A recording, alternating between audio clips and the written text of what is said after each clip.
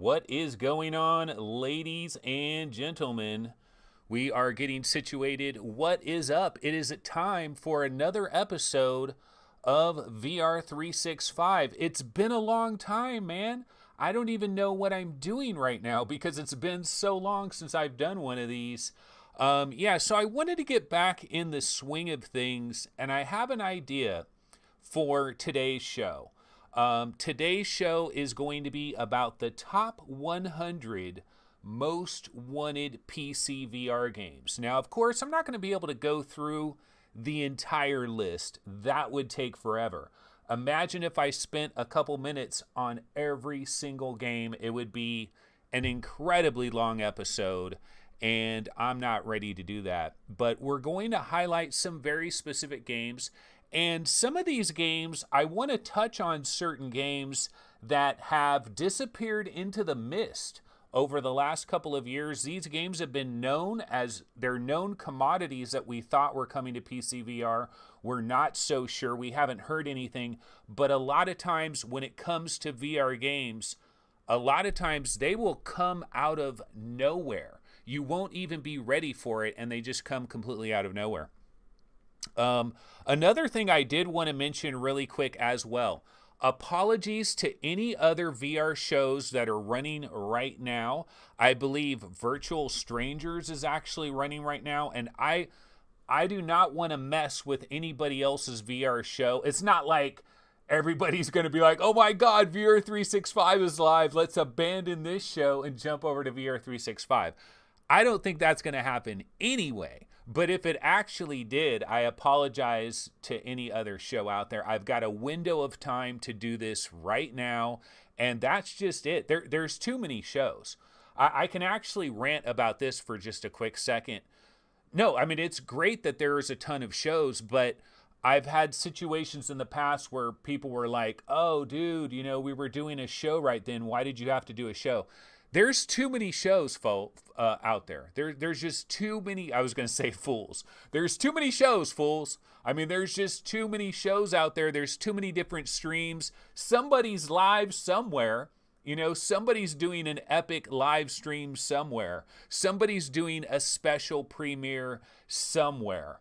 And we can't really worry about that, man. It's not like, I mean, if we were on like some special channel where you had a slot, that would be great. But for me, sometimes, you know, I get an opportunity. I've got a window of time to do a show right now. And this is just kind of a spur of the moment type deal. And if you've got an opportunity, just go ahead and bang it out, because I'm trying to get back in the swing of things. Haven't done a show in a minute.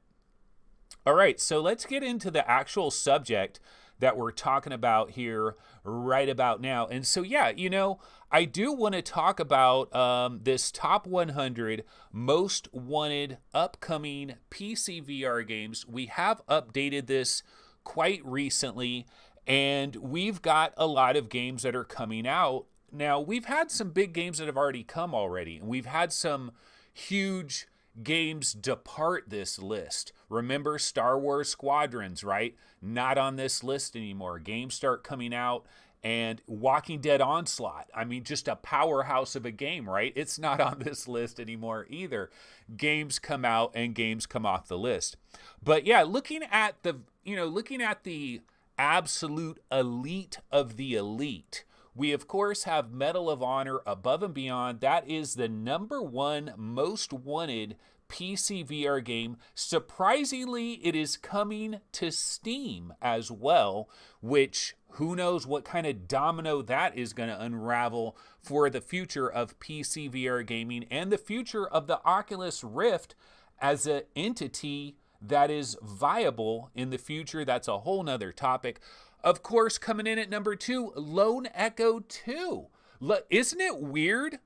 Look, right now it is October 11th. It is October 11th. The year of our Lord is 2020, and I have not seen Jason Rubin, I have not seen Mike Verdu talk about Lone Echo 2. What is the deal with Lone Echo 2? Oculus owns Ready at Dawn. They own them all the way. They bought this studio.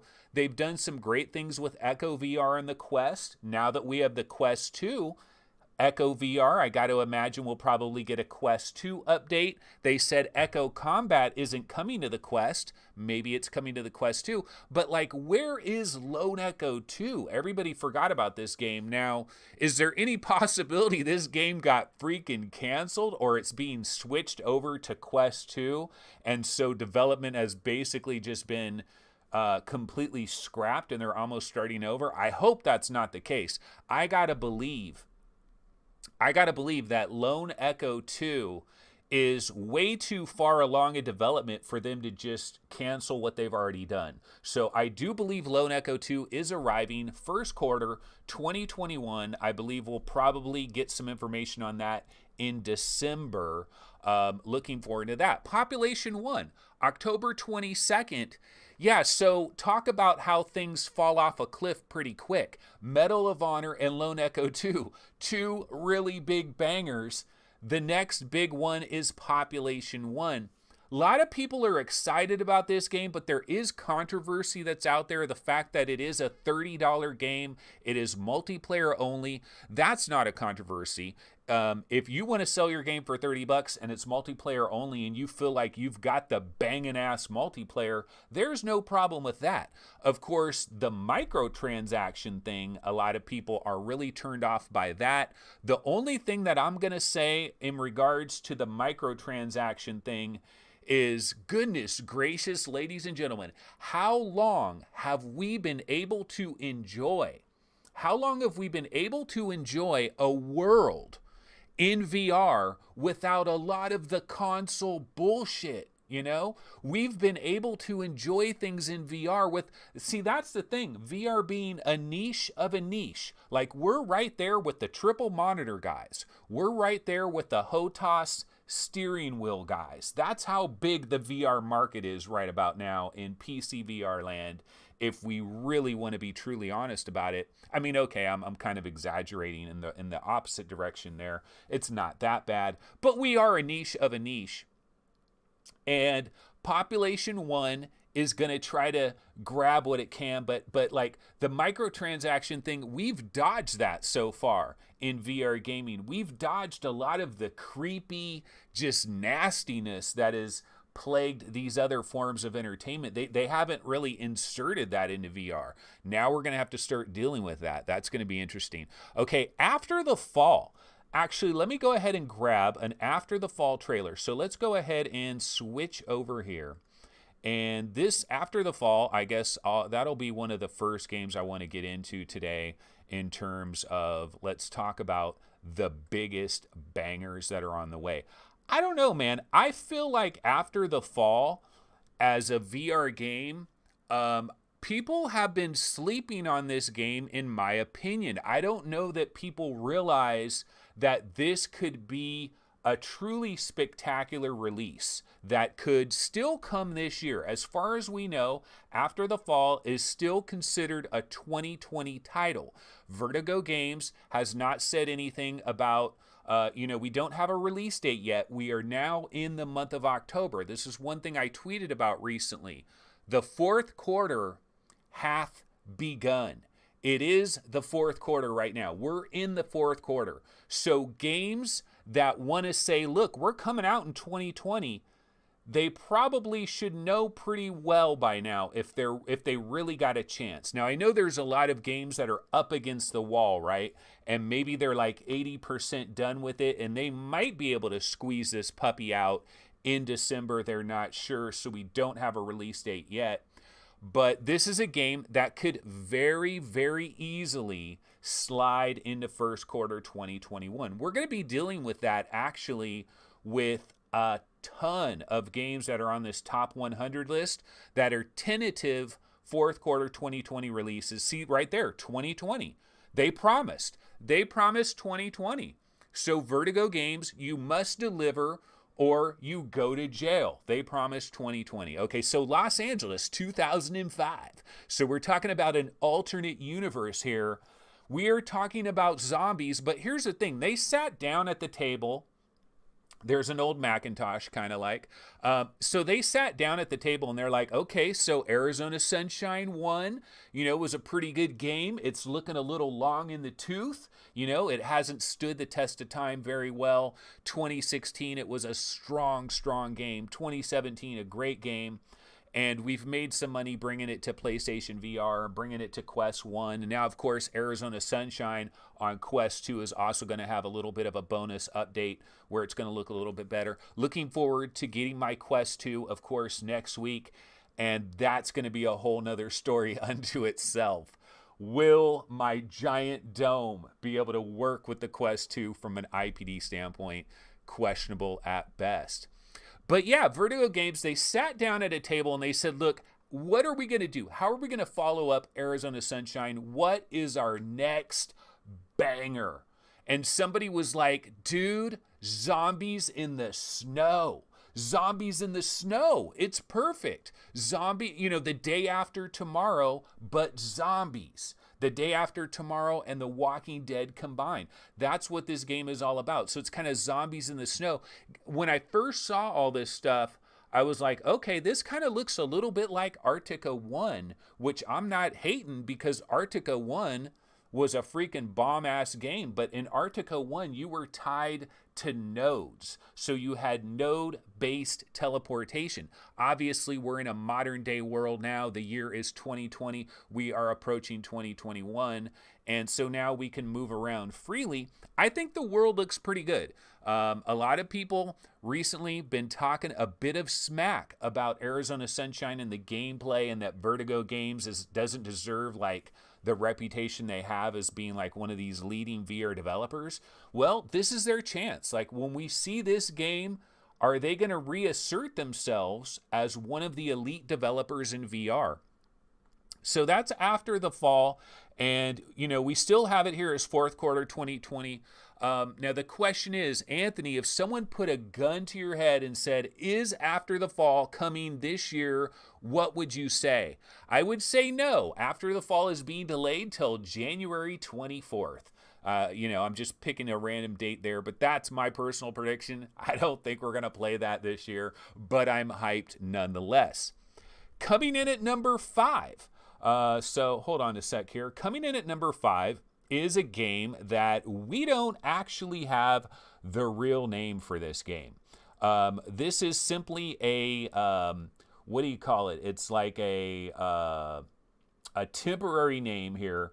It is Project 4 by Stress Level Zero. Yeah, we actually have this game ranked 5th, and we have a tentative release of summer 2021 for Project 4, which is likely to appear on the Oculus Quest as a timed exclusive. Now, Stress Level Zero was very clear about this. They said, look, Project 4 is coming to every platform they can possibly get it up and running on. It's not a Quest exclusive, but it is probably a timed exclusive. Why do we think it's a timed exclusive? Well, that's Mike Verdu. He's standing on stage and he's talking about this. This was at Oculus Connect 6, and I was actually in the crowd for this one. In fact, like Norman Chan was like 2 rows ahead of me right over there. And Project 4 was like, oh shit, Stress Level Zero with a Boneworks for Quest. This is incredible. And at first we did think this was a Quest locked in exclusive, but no, this game is going to be coming to PCVR, but it probably will be delayed a little bit. But yeah, the power of the Quest 2, the power of the XR2 chip, better possibilities for physics. We're excited to see what Stress Level Zero, this is their 4th project. That's why they call it Project 4. They've had 4 projects. This is their next big banger. Don't have a lot to go on right now. Some people might say, dude, you don't even have a name and you don't have a trailer and all you have is this supposed screenshot with Mike Verdu. Should you really be ranking Project 4? Well, that's partly a symptom of the fact that, do we see Grand Theft Auto on this list? Do we see Fallout 3 remastered edition on the, we don't have the biggest bangers on this list, all right? We've got what we've got. We're going to work with what we've got. Okay, number 6, Vertigo 2. It's been a while since we've heard about Vertigo 2. Of course, we did get Vertigo Remastered not too long ago, and that's pretty cool. I've been in Vertigo Remastered. I did buy the original Vertigo, so when Vertigo Remastered was released, I got the free update, checked it out. It's like, wow, everything has been improved considerably. But at the same time, you also realize it's an older game with kind of an older style. And the Vertigo 2 demo, much more impressive. We've forgotten about this game now. Tentatively scheduled right now, fourth quarter 2020. Are we really going to get Vertigo 2 this year? I don't know. This is one of these things we got to wait and hear what Zach has to say about it, banging away on it every single day. Very talented individual. I believe only 20 years old right now. Imagine if you were 20 years old and you've already shipped Vertigo, you did Vertigo Remastered, and you've got a game called Vertigo 2 that is in the top 10 most wanted PCVR games, right behind Project 4, right before Firmament. That's quite an achievement for a 20-year-old. I mean, pretty effing incredible what that kid has accomplished. Like, every 20-year-old out there should be like, just like, feeling really jelly about what they've accomplished at this point in their life. Zach doing big things over there. Okay, as you can see, Firmament is number 7. Some people, Firmament, what is Firmament? Is Firmament all that? Well, let's take a look. Let me see. Do I have a Firmament trailer on hand? I believe I do. And let's take a quick look at Firmament, because you know what? Sometimes what happens with these things is we hear about a game, it's been a while, we forget about the game, and it was a banger. It's a big game. That's why VRGameRankings.com. That's why VRGameRankings.com is an important bookmark. Just have the bookmark. Just have the top 100 PCVR games bookmarked and check it once a month or so, because that way you're not going to forget about the true bangers, the things that you really should be setting money aside for. And this, of course, is Firmament. Now, Cyan Incorporated is in the news more recently for taking Myst, the original Myst, and reimagining it for VR. It's possibly coming to the Oculus Quest 2 later this year. So a lot of people really excited about that because it's coming earlier. But Firmament, man, we can't sleep on this thing. In fact, this little level right here? I actually was in there. I've actually experienced this. They had a little demo that they sent out or they let a number of people try. It was like a little preview version. I've tried this. I've seen the beautiful snow. Those of you out there that are about to get your HP Reverb, and those of you with Oculus Quest 2s that are hoping to use it as a PCVR headset, you're going to deal with some compression. There's going to be a lot of different opinions on how much compression you're dealing with. I really wish the Oculus Quest 2 was hardwired with a real effing HDMI. I wish you could buy that as an option and get it hardwired with a real HDMI cable and run it to your PC video card, no compression whatsoever, and really get the full banger out of that resolution that has been the improvement on Quest 2. But HP Reverb G2 people, you're going to really like seeing the snowy Alps and the beautiful graphics that are in this game, Firmament. Now, it's a puzzle game. We've seen this done in VR a million times before. There's a million puzzle games in VR, but there's always room for a very strong one. And I've been there. It's beautiful. It's drop dead gorgeous. I'm looking forward to more of this. This is going to be a while. I believe it's like summer 2021 right now. They did Kickstart it. That's the thing about Kickstarter. When you're interested in release dates, go back, continually check on the Kickstarter. They're going to continually update their Kickstarter for their release dates because they have legal requirements. When you do a Kickstarter, you got to keep updating that release. I believe it's around summer 2021. That is Firmament. Okay, and then of course we have Sniper Elite VR. We've got LowFi. LowFi, by the way, this is one of these games we were hoping for a 2020 release on LowFi. You can get the early access version right now. I believe on itch.io, I think you can go get the early access to LowFi right now. If you want to see that game being built as it's being built, that is possible. But the game is not coming this year. It has slipped into early 2021, which is fine. A lot of these games are going to be in that situation. Of course, Wraith The Oblivion. Now, I haven't actually talked about Wraith The Oblivion, so I don't think I've talked about it on a VR365 show since we've gotten the actual gameplay trailer that we recently got. So let me go ahead and run this now. This is kind of like a weird resolution. Hopefully it works right. Yeah, so this, it's kind of weird how my screen is on this, but we're going to go ahead and roll with it. Yeah, so this is Wraith The Oblivion Afterlife. And this is fast travel games. And Apex Construct, in my opinion, was one of the very best early VR games that we've gotten. Graphics relatively simple, but I liked the story. I felt like it was a cohesive experience altogether. There were some things about it, like especially using the touch pads and stuff, and your fingers registering, or like when you're trying to hit buttons and stuff. There were some little annoyances with Apex Construct, but for the most part, a tremendously impressive game. These guys have been doing things in VR for a while now. They, of course, worked with Neat Corporation in bringing Budget Cuts 2 to market. And so this is like their next big project. And I'm more excited for this game simply because this is their next big project. I'm more excited for that than I am for another horror game. Why? Because we've got a million horror games in VR. Like this is one genre that we're not lacking in. There are so many effing horror games. And I feel like developers going forward should start looking at these situations. They should start I know, look, a developer's like, look, I want to make the game that I want to make. I want to make the game that I'm passionate about making. And just because there's 28 other horror games already, I'm going to make the 29th. I don't give a damn. I'm going to do it.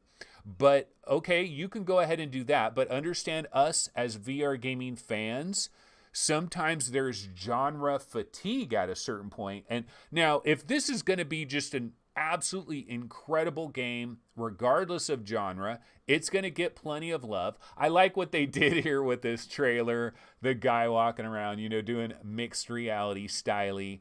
Looks pretty good. So that is Wraith The Oblivion. Aftermath, I believe. It's kind of a long, elongated title. This is coming, I believe, around spring of 2021. I'm definitely hyped for it. But we have it at 10. And a lot of people might have that a lot higher. And that's probably because they don't have horror genre fatigue. We got to start to get some of these other genres.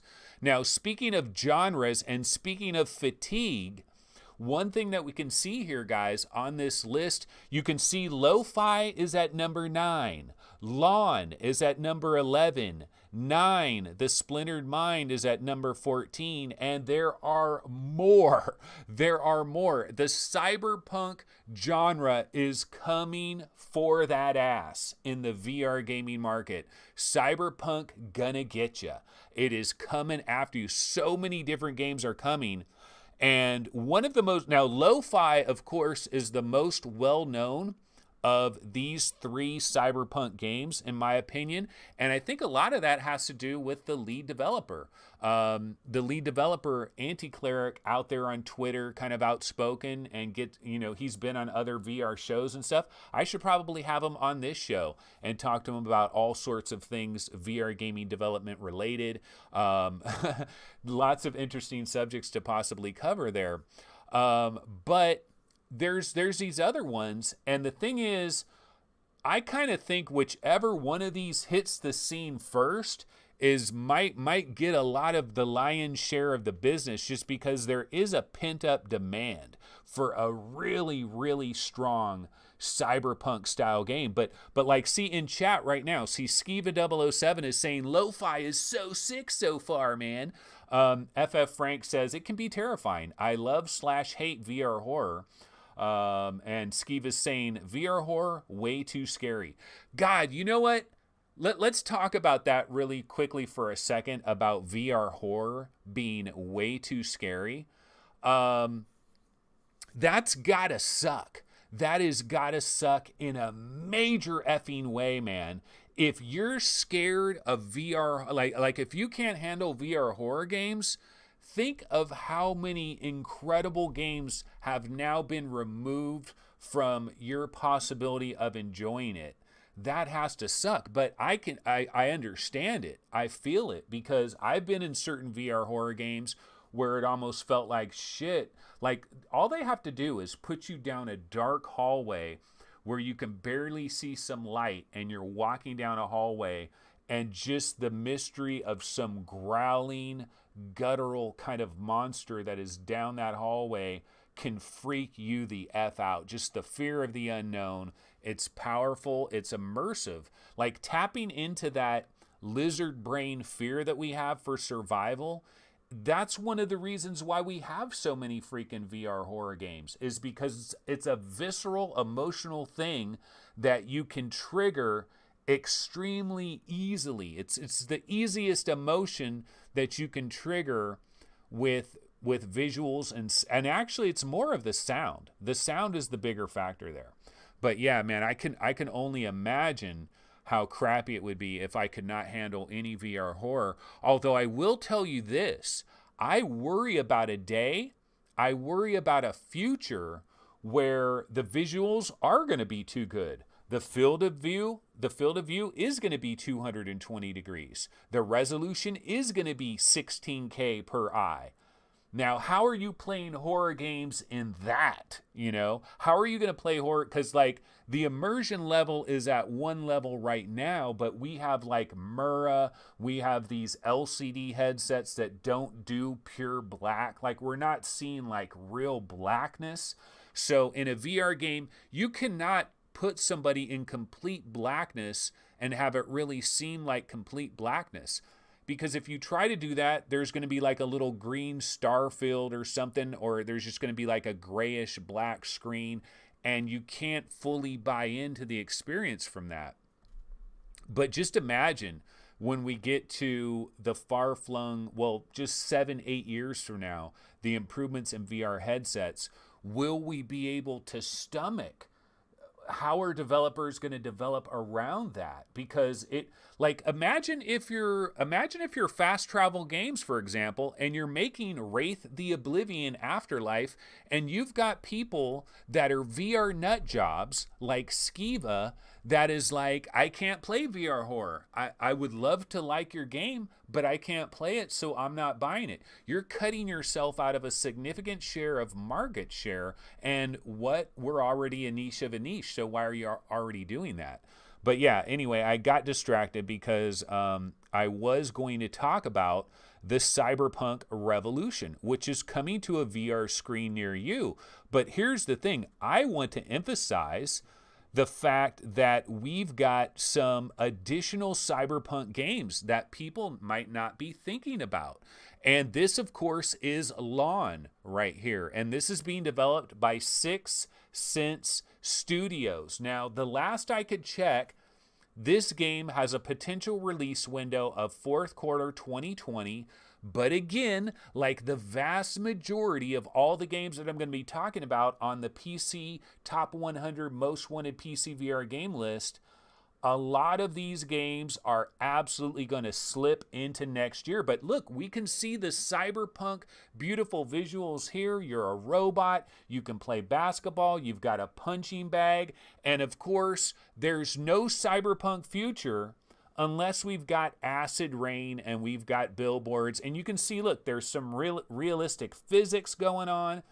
Every game is going to have wet pavement.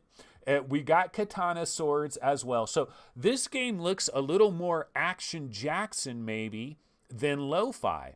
But these games are going for that cyberpunk vibe. And I think LONN has like a lot of variables here. You've got hand-to-hand combat. You can grab things. You've got your katana. You've got physics. So we've got a little bit of Sariento VR kind of going on. I think it looks freaking fantastic. Six Sense Studios has a lot of former developers that have made some really big games. So this isn't like one dude in his backyard in a tent that is making a cyberpunk game. These are some experienced people here that are working on this game. Will the rain ever stop? That is the question. LONN by 6 Sense Studios. This is why this is ranked 11th on our list. It's ranked ahead of Zenith. It's ranked ahead of Zenith, which is this role-playing game that everybody is so in love with. But yeah, that's LONN. But you know what? There's another one, and I'm not talking lo-fi. I'm talking 9, The Splintered Mind. We've got another banger that is in the cyberpunk realm. Using some Philip K. Dick. Look at this. This is 9, The Splintered Mind, coming from Odin Studios. This is currently ranked 14th on our chart. Another cyberpunk future that is coming for that ass. Now, this one looks to be maybe less Action Jackson compared to LONN. This one looks a little heavier on the story. Excuse me. But yeah, so we've got this one here. It's got a very interesting vibe. The developer is Odin Studios. Now, I don't have a lot of information here in Odin Studios, but look, we're looking at the graphical fidelity. Of course, you've got to have your dark alleys that you go through. You've got to have your neon lights. So far, I haven't seen any rain, but I'm sure it's coming. But yeah, it looks like an interesting world. That's really going to be the key thing here with a lot of these cyberpunk games is the world interesting? Is there combat that's interesting? That's why LONN. Now look at that. Look at this tool that you're going to be able to use to scan the environment. That looks pretty cool. So this looks like it's a little bit more heavy on the detective side. But definitely has an interesting vibe where you've got robots, you've got humans, you of course have the red light district that all these things are going to feature, a lot of interesting writing. And the one downer I would say looking at this trailer is there's a lot of relatively empty environments with just a couple of people walking around here and there. That's one of the things that's going to be difficult. Is until we get ginormous $100 million games, we're not going to see like super intricate cities with just filled with tons of pedestrians going about their daily routines. When we're looking at these smaller games, they're going to have to fake that a little bit. And that's kind of unfortunate. That's why we want VR to blow up in a ridiculous way, because that's the only way we're going to get to these interesting worlds that are filled with lots of civilians going about their daily routines. But yeah, that is 9, The Splintered Mind. Odin Studios is a developer. And this one, I believe, is hoping for fourth quarter 2020. Again, lots of these games are going to slip into the year 2021. All right, so we're moving down the list here, and so I just wanted to mention here, so Zenith is at 12. This, of course, is Ramen VR. You know what? If you're going to make an RPG-style game that evokes memories of certain type of classic RPG games, and you're going to put them into a VR world, people really rally around that. I've never been into those games, so I don't feel that passion that these people have. But man, these guys got a lot of money via Kickstarter. So they got the money to make a solid game. And I believe they're going to make a solid game with Zenith. Looking forward to that. Undead Citadel, remember, we haven't heard about Undead. Like, there's so many games that we thought were on the cusp of release, and then they've kind of gone all quiet on the Western Front. They've basically gone dark we haven't heard much information about Undead Citadel. I believe it has kind of like, I believe Undead Citadel, they're like not officially giving the date or anything, but I believe it is slipping into the first quarter of 2021. That one, of course, is also coming to PlayStation VR. A lot of PSVR players are super excited about that. Now, in the world of the Oculus Quest 2, the new world order, of Oculus Quest 2, there's a lot of games that appear to be exclusive to the Oculus Quest 2 and to the general Quest ecosystem. I'm talking about big bangers like Assassin's Creed VR, Assassin's Creed VR, Splinter Cell VR. Yeah, so you won't see Assassin's Creed VR and you won't see Splinter Cell VR on this ranking. Why? Because this isn't the Quest ranking. Now, those games might, with a capital M, come to PCVR, but they might not. But here is good news, ladies and gentlemen, because Myst, the remake of Myst that is coming from Cyan Incorporated before Firmament, which is ranked higher, but how about that? You're a developer with 2 games in the top 15. You're freaking banging right there.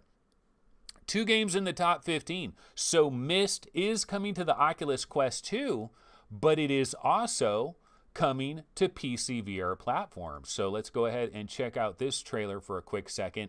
Myst, yeah. So I remember when Myst came out back in the days. I mean, I was there when the original Myst dropped. But actually, when the original Myst dropped, I don't think I owned my own computer, because I believe that I got my own computer, like my first real computer was like January 1997. I believe is when I built my first real kind of gaming computer, and like Myst had already came out by that time, right? And I never really got into the whole Myst thing. I remember trying it briefly and being like, oh, all it is basically like you just walk along and there's different pictures that load up. I was like, this is kind of bunk. So I never got into Myst, man. I never enjoyed the original game and never really got into it, and always kind of thought those people were weird. I thought basically people divided into 2 categories: people that liked Myst and people that understood that it wasn't really a game. Okay, not exactly. I was just kind of like a hater, basically, I guess you could say, back when this game came out. I just thought, like, this isn't a video game. This is barely interactive. But now having the ability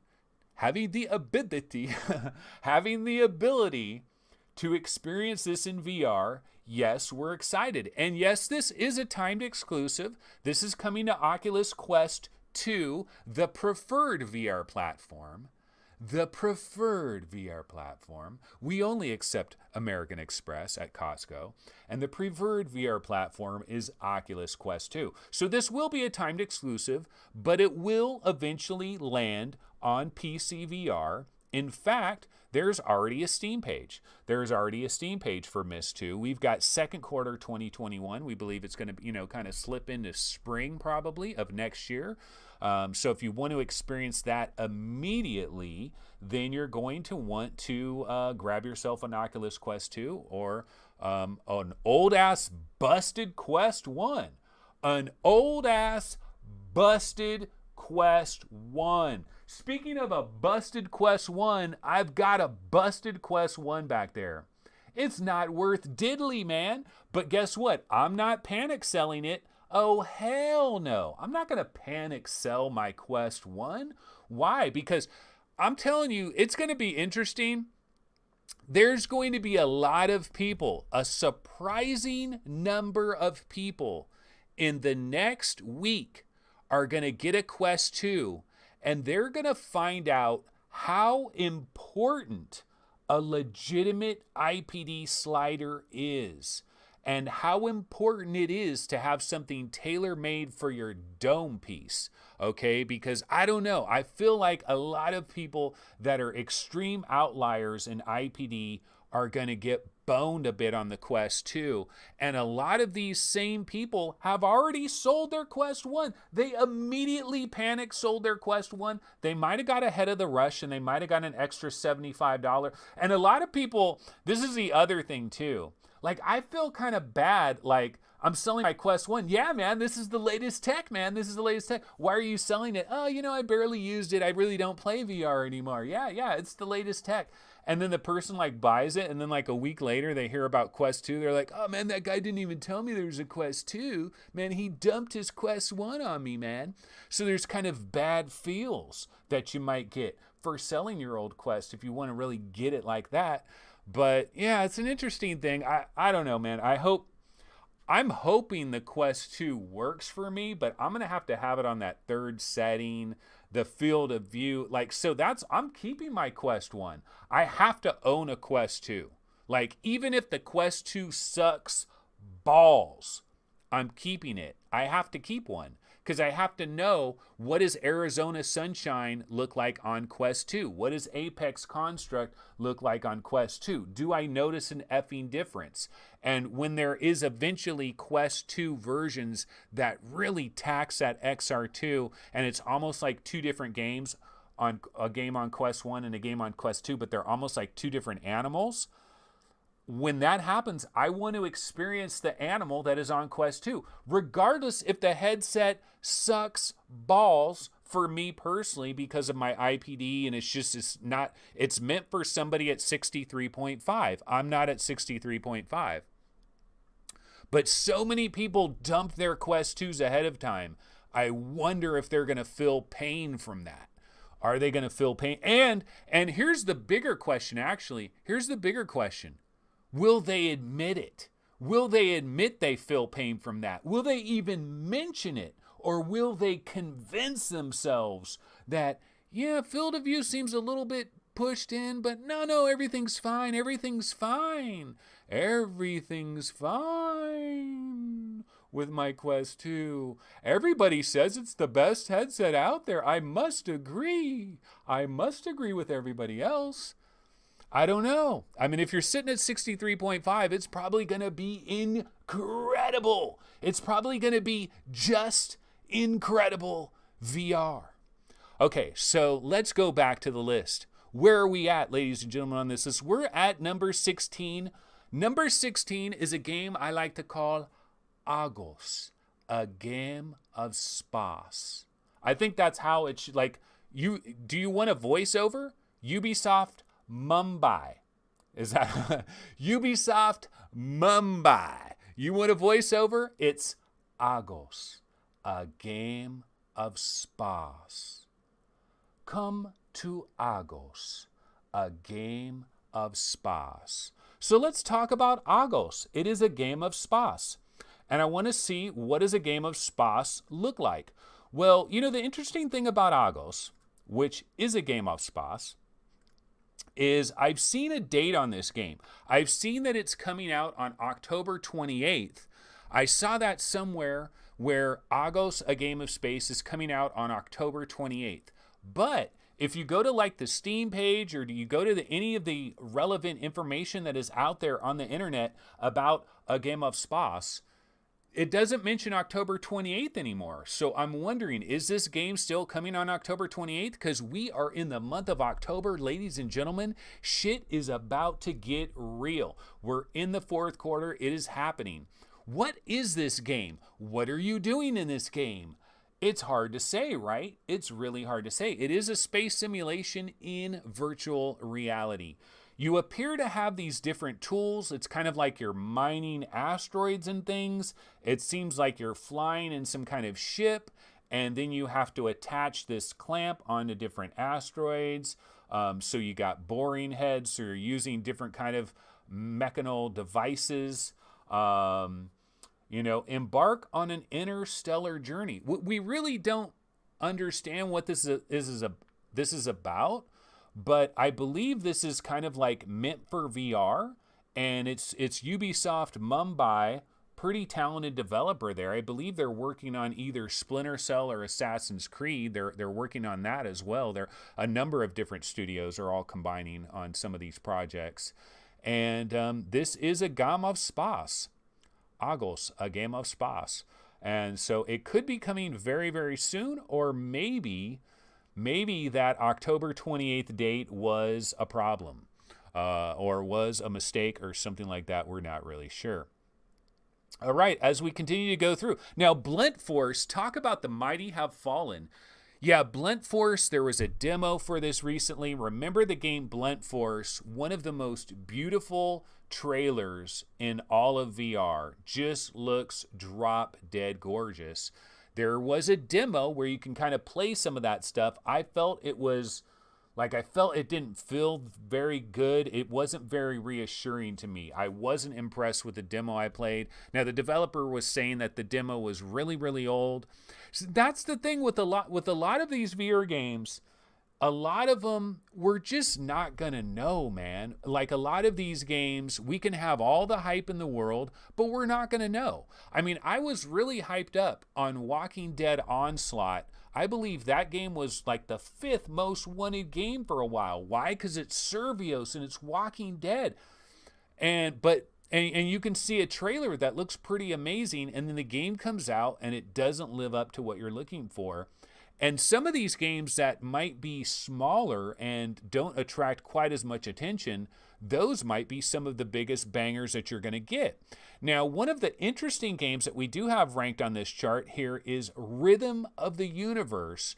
And this is one of these games that was basically, it's one of these games that we've known about for a long time. It's been floating in the background for a long time. We heard about it for a long time, but it was radio silence for a long time. There was no information about this game. We wondered, maybe it got canceled, maybe they're not working on it anymore. And then bam, all of a sudden we get a brand new trailer, and we can see here that the developer of this game, Road2 Entertainment, is handling the development of this game, and we can see that this is a pretty interesting experience.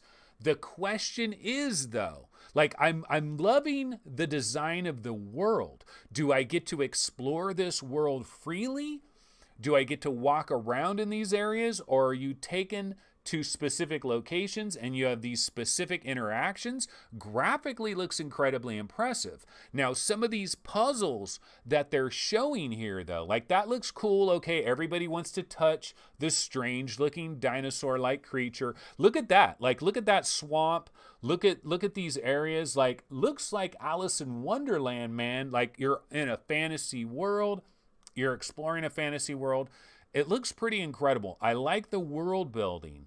However, I'm extremely worried about some of the gameplay aspects of this game. It does say Holiday 2020. Now, what does Holiday 2020 mean? Holiday 2020 basically means they're hoping to get this game out before Christmas, but it might slip into January. That is basically what they mean by this. And yeah, so I mean, I love the world building. I love the art style and kind of the design of this land that they've made, and a lot of interesting things going on here. But I'm a little bit worried about all this puzzle stuff, because it seems like it's very easy for a lot of VR developers. They want to do something big in VR, and they're like, yeah, we're going to make a big VR game.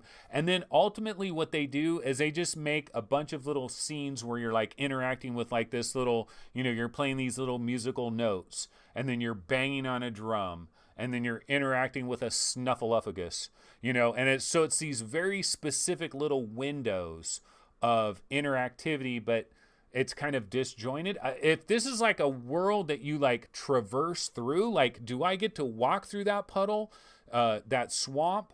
Do I get to move around, or am I teleported to very specific locations kind of instantly? Do I get to explore much of this world?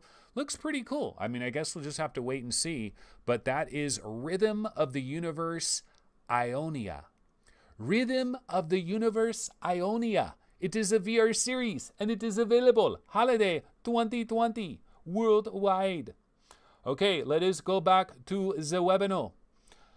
And yeah, so now we're moving into the 20s, ladies and gentlemen, and Frostpoint VR. Frostpoint VR Proving Grounds. This game was ranked way the hell higher than this. It has fallen, ladies and gentlemen. I can tell you about a month ago, Frostpoint VR was in the top 10. It was in the back half of the top 10. Of course, Project Cars 3 was also in the back half of the top 10, and that tells you how good these rankings are. Yeah, we had Westworld Onslaught ranked 5th overall, ladies and gentlemen. No, what it tells you is it's hard to predict these things. It's hard to know the quality ahead of time.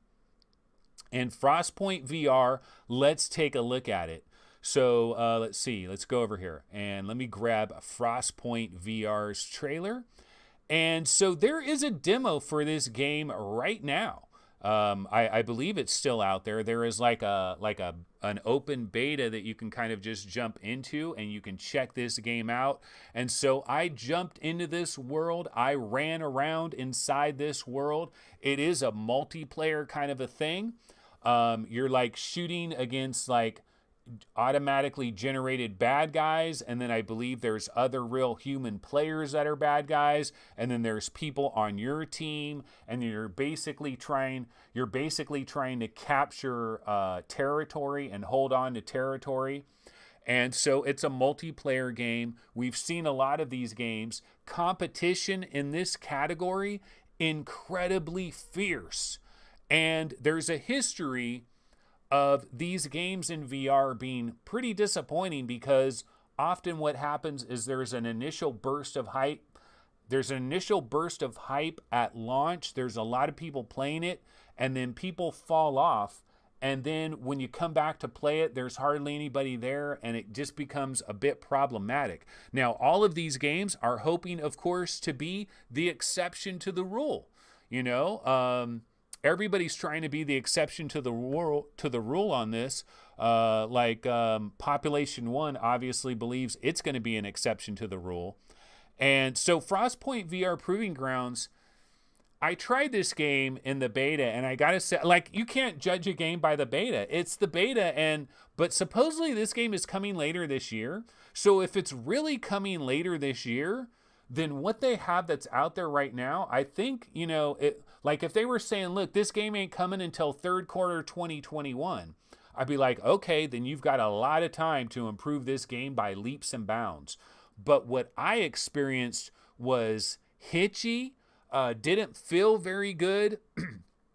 There was a lot of unnecessary jank, and it did not give me a great impression. When I tried, now I'm not a multiplayer guy at all, so I don't really know these games. These are not my bag. I mostly went into this just to look at the world itself, because the developer is inXile Entertainment. These are the guys that made The Mage's Tale.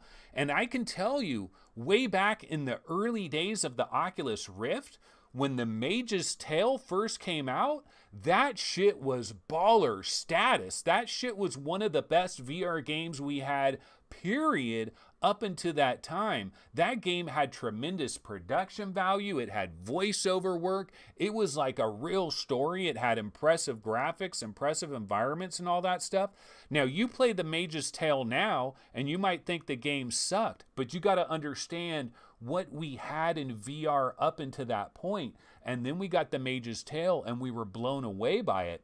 And inXile Entertainment, incredibly solid developer. They, of course, were picked up by Microsoft, acquired directly by Microsoft, and we kind of wondered, would we ever get anything VR from them? And I think what Frostpoint VR Proving Grounds basically is they were working on this VR game prior to the acquisition of Microsoft, the acquisition by Microsoft.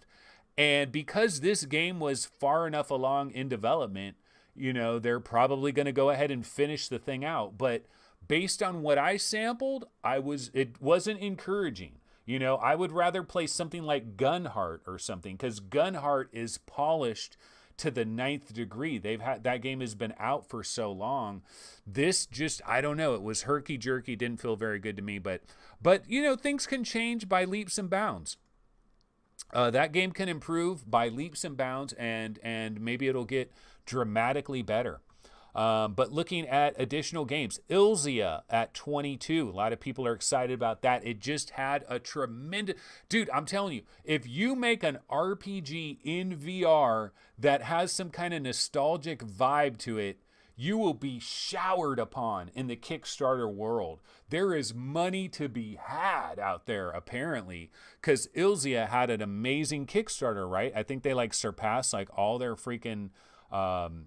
of what they wanted to achieve with their Kickstarter. And on the Kickstarter page, it does say February 2021. This game does have kind of a watered down graphical style, which should make it very Questicle appropriate. And it is coming to the Quest, I believe. So Green Hell VR is at number 23. And somebody might say, bro, Green Hell VR, where was that announcement? Can I see the Steam page? I'm not buying it, homie.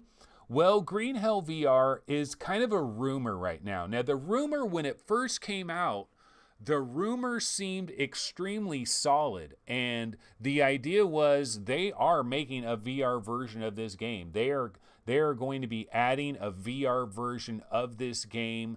And this is a survival game.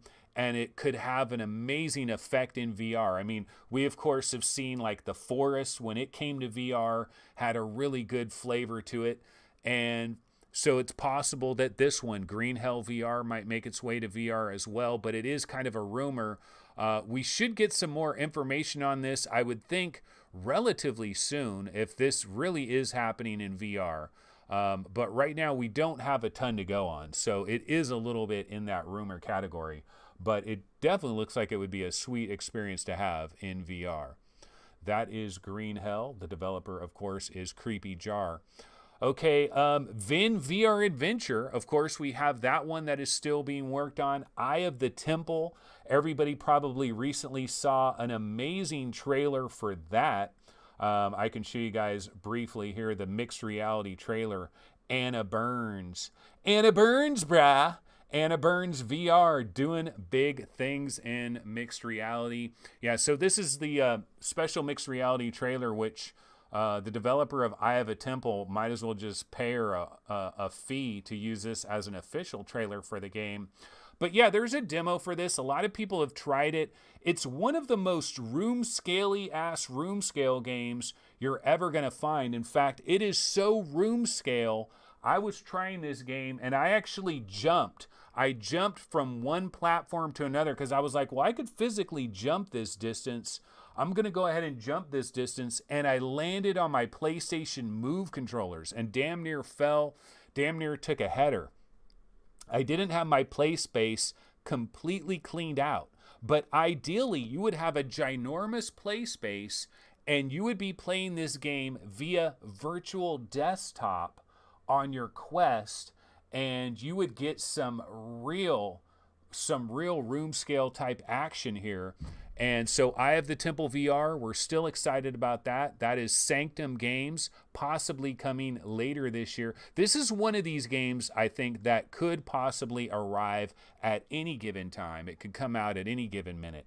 Okay, so now we're about to get to a game. This is one of our first games on this list, guys, where we're going to wonder, does this game still even effing exist?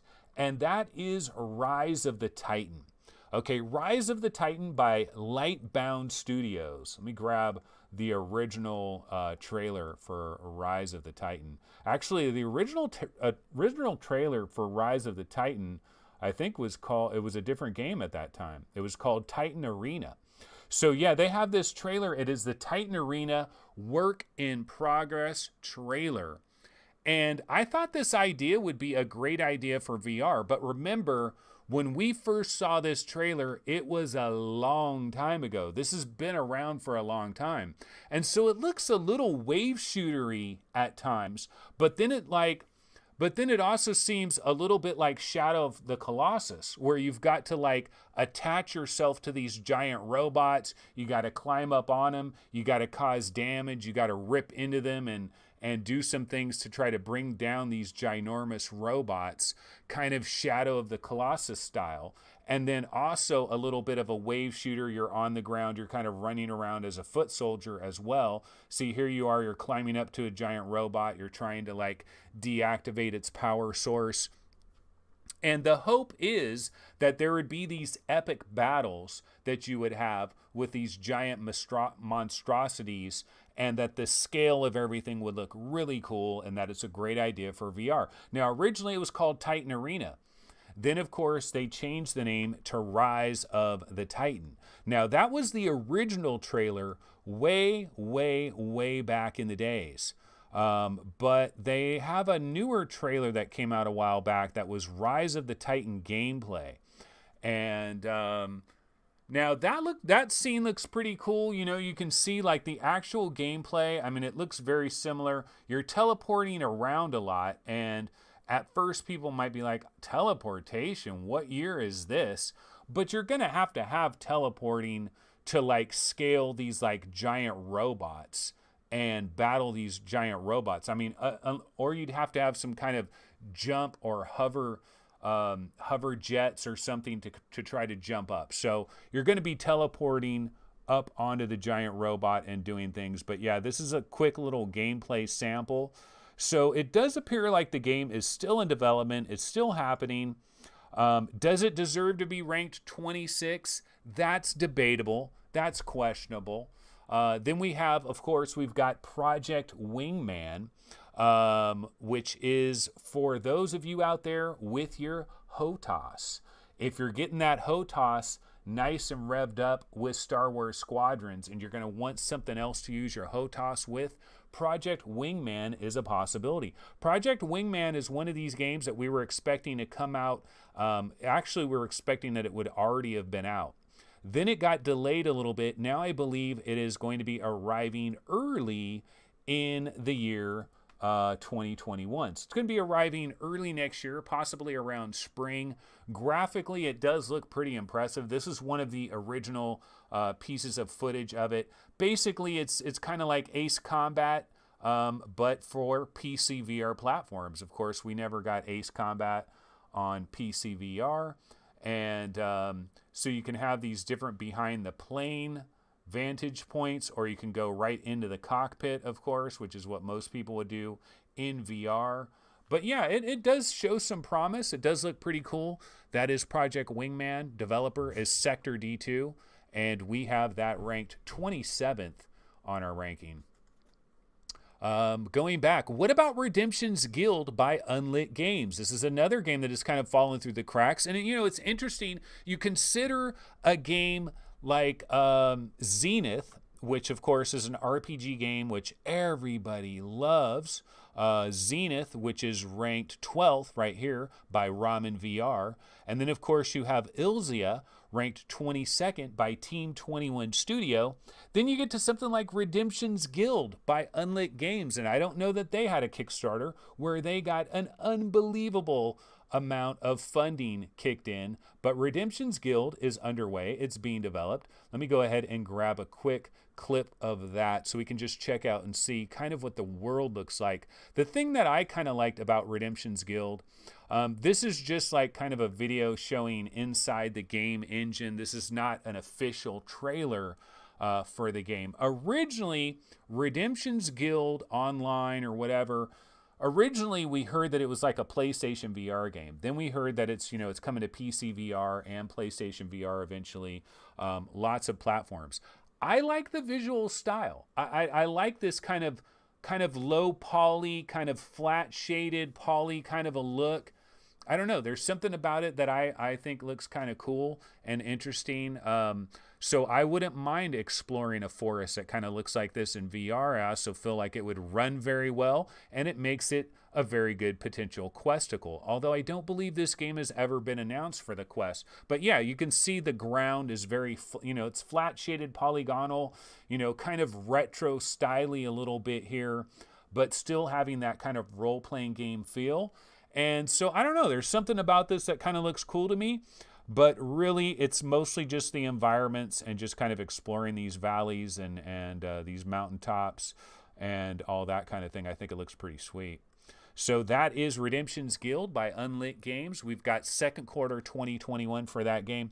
Okay, now we're going to get to a new arrival on the scene, and that, of course, is Blair Witch VR. Now, here's the thing.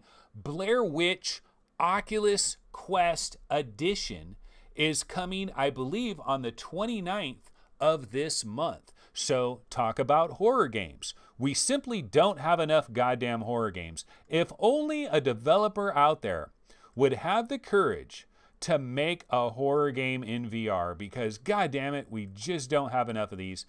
Okay, I'm being facetious there, but Blair Witch is coming to the Oculus Quest later this month. This is footage from the Oculus Quest version. Now, according to the press release for this game, it is also going to be coming to other platforms in the future. So I believe this is a timed Oculus Quest exclusive, but this is going to be coming to PCVR platforms, and graphics should improve to a slightly degree. Your cute little German Shepherd dog should probably get a bit more polygons on it. And, you know, another horror game for us. You'll be able to pet your dog. You'll be able to record things on your VHS tape, and you'll be able to explore the Blair Witch Woods. You know, look, I like horror games just like the next guy. We've got a lot of them, but you know what? It's really going to take something truly impressive to get me, like, there's just so, I've got a backlog. There's probably like 9 horror games that's on my Steam library right now that I haven't even finished. Like 9 banging horror games that I've just sampled. Like, I haven't even finished Organ Quarter. Shame on me. One of my favorite horror games ever. I mean, I basically got stuck at a certain point and just kind of moved on to some other games. But it's like, if I really want horror, I'm just going right back into Organ Quarter. And then I've got so many other ones on top of that. These guys also made Layers of Fear VR. I never finished Layers of Fear VR. I got into it, I was enjoying it, and then I got distracted and put it down and haven't returned to it. So I mean, maybe this is just a personal problem for me. It probably is. It's a personal problem for me. I don't believe the sales are going to be adversely affected by people having way too many horror games already in their backlog. But yeah, that's Blair Witch VR, Bloober Studio. We've got second quarter 2021, probably spring arrival. It is going to be a timed exclusive for the Oculus Quest, and eventually should be arriving for VR gamers everywhere. Tarzan VR. Here's a game that I thought would be out already. I'm kind of surprised that Tarzan VR is not out already. Let me just grab the quick trailer for Tarzan VR. Of course, they had that funny, kind of silly, weird trailer that you kind of like what do I think about this Tarzan trailer? It was so interesting. But yeah, so Tarzan, this is going to be an interesting one. Stonepunk Studios, by the way, Stonepunk Studios keeps banging away on Primordian. And the hope there with Primordian is to almost make Primordian to dramatically improve it. So still working on Primordian at the same time, and then also working on this Tarzan VR. I can say that I've sampled this game. I'm not allowed to talk about it under NDA, so I can't say anything about the quality of this game. But I can say, however, that it's kind of designed in a piecemeal fashion similar to the Exorcist VR. The Exorcist Legion VR, where it came like chapter 1, chapter 2. It was like these bite-sized episodes. I think that's what they're kind of doing here with Tarzan VR. And the publisher of the game, Fun Train, is a publisher. Basically, they're going to make the decision on when this game comes out. See, also available the Exorcist Legion VR. So they're doing a very similar thing where it's going to be piecemeal. It's going to be lower cost individual pieces. But yeah, this one is still out there. Tarzan VR, probably coming very soon, I'd have to imagine. Okay, so now we're getting to another game where we've got a number of games in a row where these ones have kind of disappeared into the mist for quite a long time. We're not sure if they even exist. Doth it exist? Number 31 is District Steel.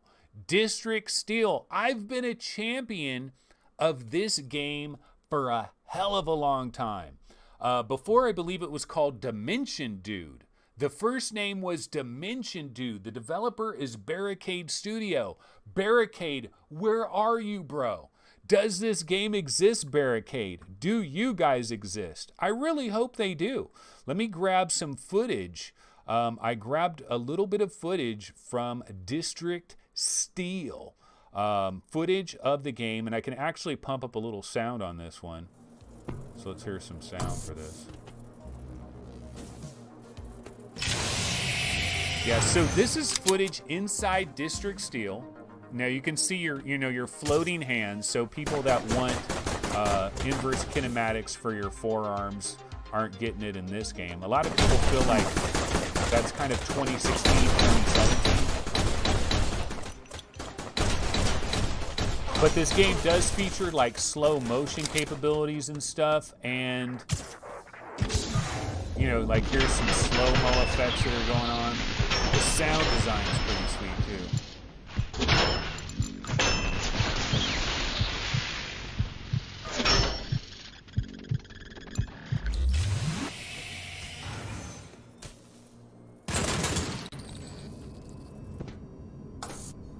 Yeah, so that is District Steel. I don't know, it kind of reminds me of like these like PC games in like the extremely late 90s or like very early 2000s. There's something about it that gives me a little bit of this retro vibe, and it's got the robots. It's kind of Terminator. I don't know, something about it I like just a simple action Jackson going through corridors, beautiful environments, slow motion. I can get into this game, but the thing is, I was into this a long time ago. I was hyped into this game a long time ago, and it's been so long. By the time this game finally arrives, and you can see they're using teleport right there. I hope there is a little bit of some free locomotion in the menu as the options. But yeah, does this game still exist? District Steel, Barricade Studios, where are you, bro? We've been watching your game for years. We're hoping it exists. We're not really sure. Okay, number 32, here's an interesting one. We've got Alvo. Now, Alvo is a game that I probably had ranked on the top 100, or actually, to be more precise, I've had this game ranked on PlayStation VR most wanted lists years ago, like back in 2017 maybe.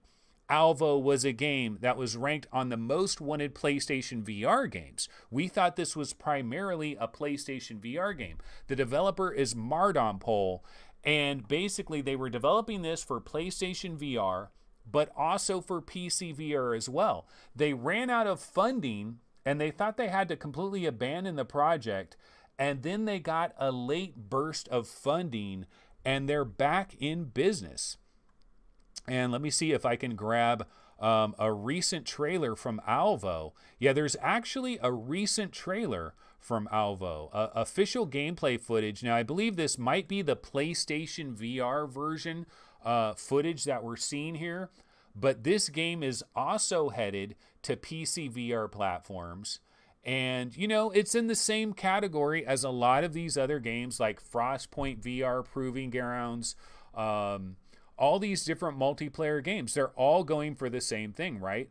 It's basically a straight up multiplayer only online kind of a game, and it's going to live or die. And for this game on PC VR, I guess basically the standout feature of this game is that if you were looking for something like Firewall 0 Hour, which we never got on PC VR still to this day, Sony must have paid part of the rights for that because we've never seen that. But if you're looking for something with that kind of military vibe, a Middle Eastern kind of a setting, a whole lot of German Shepherds. Do German Shepherds in VR? There's a lot of them. There's a lot of German Shepherds in VR. Tell me I'm lying. So yeah, this is Alvo. And this footage here might not look all that impressive, but I believe this is like running on PlayStation VR. So, yeah. And I believe it's like PlayStation 4 Pro and original PlayStation VR. So the PCVR footage probably would be a little bit more impressive.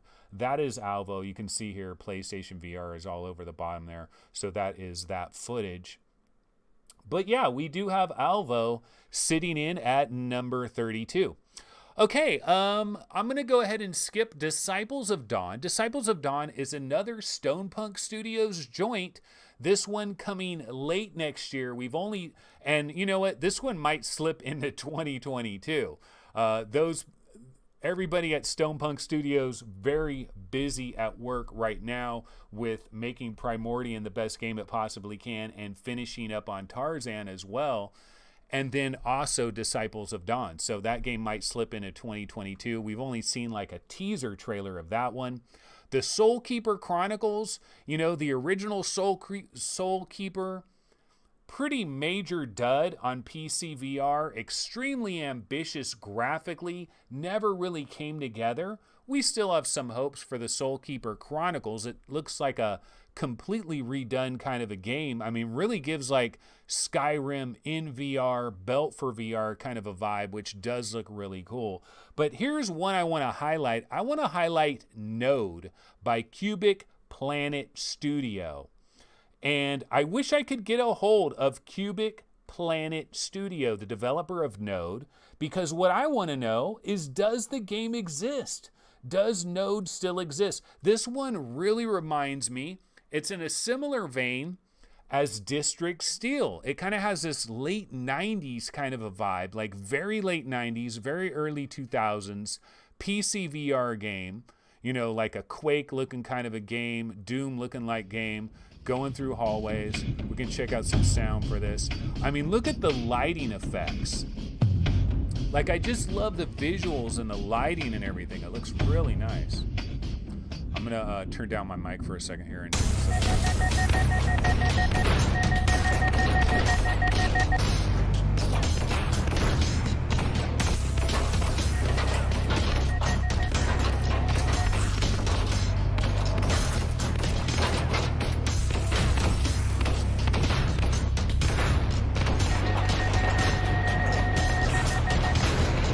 So yeah, I think the visuals of this game look really good. You can see they're using an old Vive controller back, and you can see the light, the light sourcing of the game, how it reacts, the lighting effects. Looks absolutely gorgeous to me. Not a lot going on. These enemies are kind of look like Casper the Friendly Ghost mixed with an alien. And then you got like robotic enemies as well, drones and stuff, little robot dinosaurs. So the question is, does this game still exist? I just love environment, man. I love being in a world, and I love like that molten lava that's like dripping out of there, these guns and stuff. I just want to be inside this world. Is that too damn much to ask? I just want to be inside there. But is it going to be that great? I don't know. But that is Node, Cubic Planet Studio. If you still exist, holler at your boy. Like to know more about it. Okay, here's another game that has disappeared into the mist, Aerobots VR. Let's take a quick look at Aerobots VR. I mean, this game looked pretty goddamn promising. Northwoods Interactive is a developer, and you guys probably remember this trailer. You guys probably have seen this trailer once or twice. This is another multiplayer game, and I got to admit, of the various, of all these different multiplayer games that I've shown on this show today, a lot of which are ranked way the hell higher than this Aerobots VR, this actually looks more fun to me. This almost looks like a Space Junkies. So you're like floating around in the air, you're shooting things, you're hovering around. I mean, really beautiful backgrounds are going on everywhere. And I believe this is multiplayer. So you're going up against, look at that. Look at this forest level. That is dope right there. These are the best redwood trees in VR, confirmed. And we've got, so you see several different backgrounds. The different backgrounds have very different looks. It's a little Space Junkies. You're floating around. I mean, this could get boring though. I mean, that's one of the things about these kinds of games where it's like, yeah, I can, run, like if they had a free weekend for this, but we're seeing, look at all these different stages. Look at all these different backgrounds that are very intricate, detailed, beautiful, colorful, dozens of guns, dozens of stages. I mean, dude, this looks better than effing Space Junkies. Am I lying? This looks better than Space Junkies. Is anybody talking about this game? No. What happened to this game? Again, Northwoods Interactive, where are you? I hope you're still alive, and I hope that this game is coming very soon, and I hope it gets a lot of pub when it comes out because it looks pretty goddamn dope. That is Aerobots VR. You can see coming 2019. That did not happen. And if you go to the Steam page right now, it says the same thing. Like it still says, the Steam page has not been updated at all. Now, does that mean that this game has been canceled and like Northwoods Interactive like no longer exists and now they're like bagging groceries at the local grocery store? No, not necessarily, because I'm telling you, a lot of times some of these games will just go straight up dark. You won't hear a damn thing about the game. You'll think it's canceled, and then all of a sudden, bam, a big time trailer comes out of nowhere. That's kind of what happened with Rhythm of the Universe, Ionia. We heard nothing about it, and then all of a sudden a big ass trailer drops out of nowhere. So that is Aerobots VR. I'm hyped on this one, interested in it. That one is ranked number 36. But yeah, what are we talking about here, guys? We're talking about the top 100. Yes, over at VRGameRankings.com, we rank the top 100 most wanted upcoming PCVR games. This is something that you should bookmark. If you're a PCVR gamer, you bookmark this and you check it about once a month to remind you how much money is going to be exiting your PayPal account as you start buying all these goddamn games, or you already have your credit card connected to Steam or what have you. So we're in the 30s now, guys. So we've got about 5 more hours to go on this marathon stream.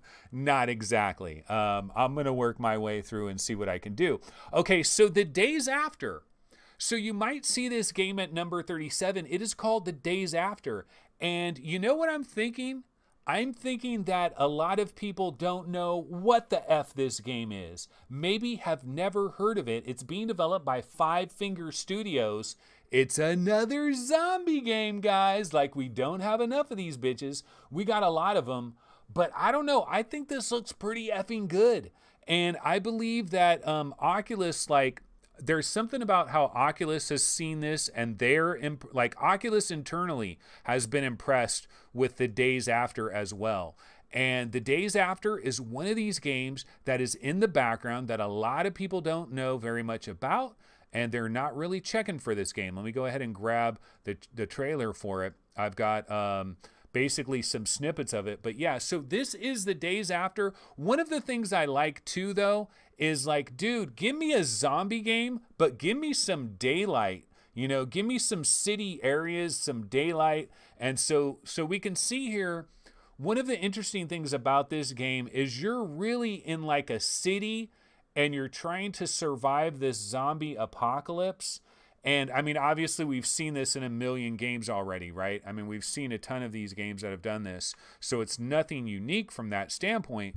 But what I think they're going to do with this game, what I'm hoping they're going to do with this game, is that this game is more of surviving, getting from one location to another location, crafting things, hoarding supplies. I think this is going to be more of a survival game and surviving these huge groups of zombies. So it's going to be less of an Action Jackson tailored shooter game, and it's going to be more just dealing with numbers of zombies and avoiding them, and then needing to shoot them when you have to, when you're completely surrounded, and going through these different areas. We can see there's a lot of nighttime areas, and then there's daytime areas.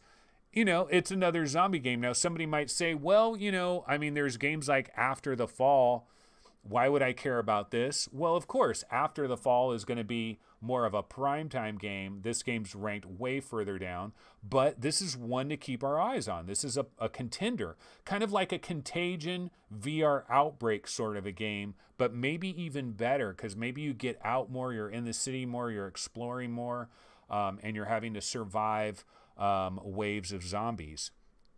So yeah, this is the days after. I don't know. A lot of people probably sleeping on it. Developer is Five Finger Studios, fourth quarter 2020. This game was supposed to be out a long time ago. We really, like, this game could come out at any time, or this game could be coming next summer. So that is the days after. And that's kind of the way it is with a lot of these games. VR Skater, there's one that was supposed to be out a long time ago. Let me see. Do I have a trailer for VR Skater? Let's check a little bit of VR Skater. So going back over here, that is the days after. And let's see, do I have a clip of VR Skater? Yeah, I think this is like the original trailer. Deficit Games is a developer, VR Skater. You know, on Twitter or something, they had some video, they had like an update of this. And I'm just wondering how this game is going to feel. You know, so basically you're going to be standing on your board and you're going to be taking your controller. And I mean, well, you got to stand on your board like either you're standing this way or that way, right? Like we don't stand on our skateboard like this. Like you stand on your skateboard either this way or this way. So they, but yeah, we all remember Skate by EA. Remember Skate on like Xbox 360 days? Like, people have always been jonesing for a game like that. And, of course, we recently had, like, the Tony Hawk Remaster game on flat that a lot of people got into. But, yeah, we would love to have a skating game in VR. The question is, will you, like, do you experience motion sickness? Because the thing is, you got stuff moving at you really quick. And what do you have in your field of vision that's tying you into the space? Because your skateboard is way the hell down there. So you're not really seeing your skateboard. So I'm wondering about motion sickness and stuff like that.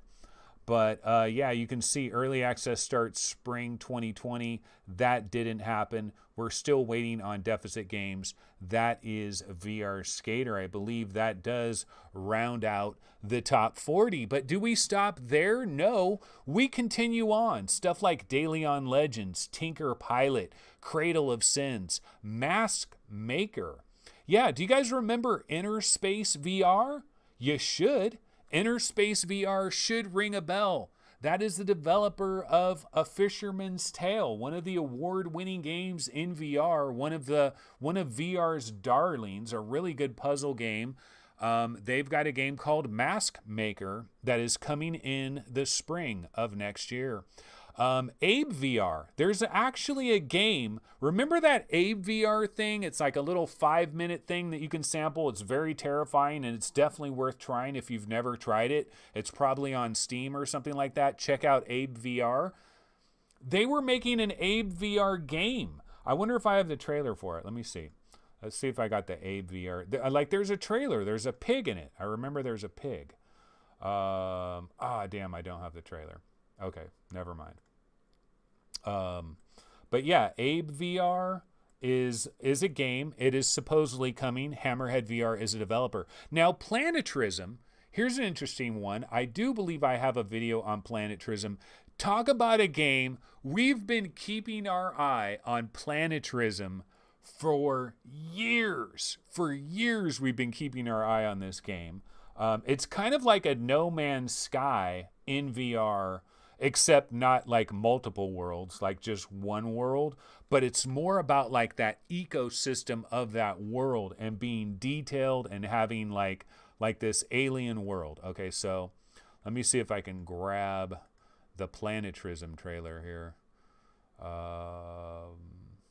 An old Planetrism trailer. Our Planetrism development status. Okay, this video is from July of this year. So this is actually from July of this year, Planetrism. Now, it's like in the game engine and they're trying to like kind of show you the game engine. So it's kind of herky-jerky here. But it looks a little bit like Seeking Dawn, a little bit like No Man's Sky. I don't think it's like action-oriented. I think this is like more you're exploring like this alien world, and I think it's more of like a survival game, and like like crops and development, and like I'm not sure exactly how this game works, but it's a very detailed world with all kinds of creatures and robots, biological creatures, mechanical creatures. And this is a work in progress. They've been working on this game for an incredibly long time. Incredibly ambitious, unbelievably ambitious. Maybe like too effing ambitious. Like maybe it's so effing ambitious that you're never ever gonna play it ambitious. But yeah, this is like, look at that. Look at that strange ass creature. That is a really cool, interesting. Imagine seeing this type of stuff in VR with clarity and it actually running quite well. I mean, that's the real question. Will it? But look at all these different environments, like lots of different environments and biomes. And so yeah, this game is called Planetrism. And that one is Loxonin and Canulia are the developers. I believe it's two different developers that are working on that. Stones of Harlath. Stones of Harlath. Now here's one. Let's see. I'm going to go here. Let's check out Stones of Harlath, because this is Theta Legion. This is the developer of Theta Legion, the Garage Collective. They've got another game, and it's coming on, I believe, December 1st. Stones of Harlath. Yeah, let's check out the trailer for this. Okay, so Garage Collective, Stones of Harlath. This is tentatively scheduled for December 1st, and you want to talk about a retro game with a retro feel. We all remember Theta Legion VR on the Rift and Theta Legion VR on the Go. And is Theta Legion VR on the Quest, or is it coming to the Quest? It should be, because it would be perfect, like the visuals and everything. So it's kind of like old school. It's like a Doom, it's like a Hexen or something almost. And you have two-dimensional sprites that you're battling, like skeletons and stuff. And so it's kind of like an old Zelda vibe, it's kind of like, and you get to like draw out spells in VR. So retro style game, but just a fun, colorful world to get into, easy playing world, hopefully some really cool music and stuff like that. But that is Stones of Harlath, coming this December. So if you like Theta Legion VR, chances are you're really going to like Stones of Harlath. We're looking forward to that one. We've still got stuff like Land of Amara from Postant Studios, Mare from Vision Trek Media, Sword Reverie. That one has been in the news. Okay, talk about a banger that I'm excited for. We're all the way down to 51, ladies and gentlemen. There's so many games that are coming in VR. I could have a top 200 most wanted PC VR games. A lot of these are very small. Okay, a lot of these games are smaller. They're not huge Medal of Honor type games. So a lot of them do slip through the cracks, or a lot of them get announced and then you forget about them. You forget all about them. And you've forgotten about them at that point. So RU77 by Mirrowin, number 51. Damn it. You know what I wanted to do before I showed this is I wanted to try to edit this trailer, because it's like a 4-minute trailer, and I wanted to get towards the end because I think the graphical style is really sweet. But I'm just going to have to grab the raw trailer. I forgot to edit it before this. So let's see, RU77. Let's take a look at this one. This is a new game from Mirrowin. And if the name Mirrowin rings a bell, you either played Guns and Stories Bulletproof VR or you played Boiling Steel. So yeah, the developer, this is a Ukrainian developer. They made Guns and Stories Bulletproof VR, which has been on pretty much every platform out there. And they've also made Boiling Steel, which I believe is a tremendously underrated VR game. I mean, it's not like freaking Stormland, but it's like Stormland Jr. It's like a poor man's Stormland, basically. Boiling Steel is pretty cool. And the thing that I like about RU77, They've got like Russian words going on all over so it just has this vibe, right? You know, we got the cell shaded art style, which has been very popular in VR recently. It just really pops inside a VR headset. It's very colorful. It allows your game to run so smoothly and effortlessly if you make it cell shaded, and it just looks good in VR. It just really pops in VR. Now, what this game reminds me of, to me, it's almost like an open world pistol whip almost, or it reminds me of like Borderlands VR, Borderlands 2 VR, Pistol Whip, Dimension Hunter, Wanted Killer VR. It's kind of like a lot of these games combined. And, so you're in this cell shaded style world. You can see the arm right there. The arm and the hand, very boiling steel. Very remnant of boiling steel. You can see the Nintendo Entertainment System sitting right there. Looks almost exactly like a Nintendo Entertainment System. And so you use this. This is like you're outside of the game, and then you're trying to get into the game. It kind of looks like Arizona Sunshine right there when you're outside of the game. Then you get into the game. And you can see the art style. They use a lot of little, different variations of color with like almost black and white looking, and then they have color injected in certain parts of it. But definitely looks very Action Jackson style as you're running through this world. Like I said, I wish I kind of edited this first. I would have skipped to some of these scenes. But yeah, you drink vodka, it gives you power up. But you can see like when you smash things, like the blood, it splatters, very ultraviolet. You can see the pixelization on the characters after you bash their heads in and stuff. So I don't know. I think this game has a really smooth look to it. The only thing that you might say, well, why is this game ranked 51st? Like, why wouldn't you have this game ranked way the hell higher? Well, part of it is it just, it is kind of Action Jackson. Like, this could be a little bit mindless. Like that's the worry here. Is this like a one-trick pony? Is it mindless? Like, does anybody really give a rat's ass about Dimension Hunter? You can buy Dimension Hunter right now for like 99 cents. Okay, now look at that. Look at that art style with the red eyes and shit. That is really dope. And I do like the Russian words that pop up on the screen, and you've got like all these scoring going on. But yeah, it looks very Pistol Whip-ish, Borderlands 2 VR, mixed with Dimension Hunter, mixed with like Wanted Killer VR. It's kind of combining a lot of things. And Mirrorwind has shown some talent up until this point in time.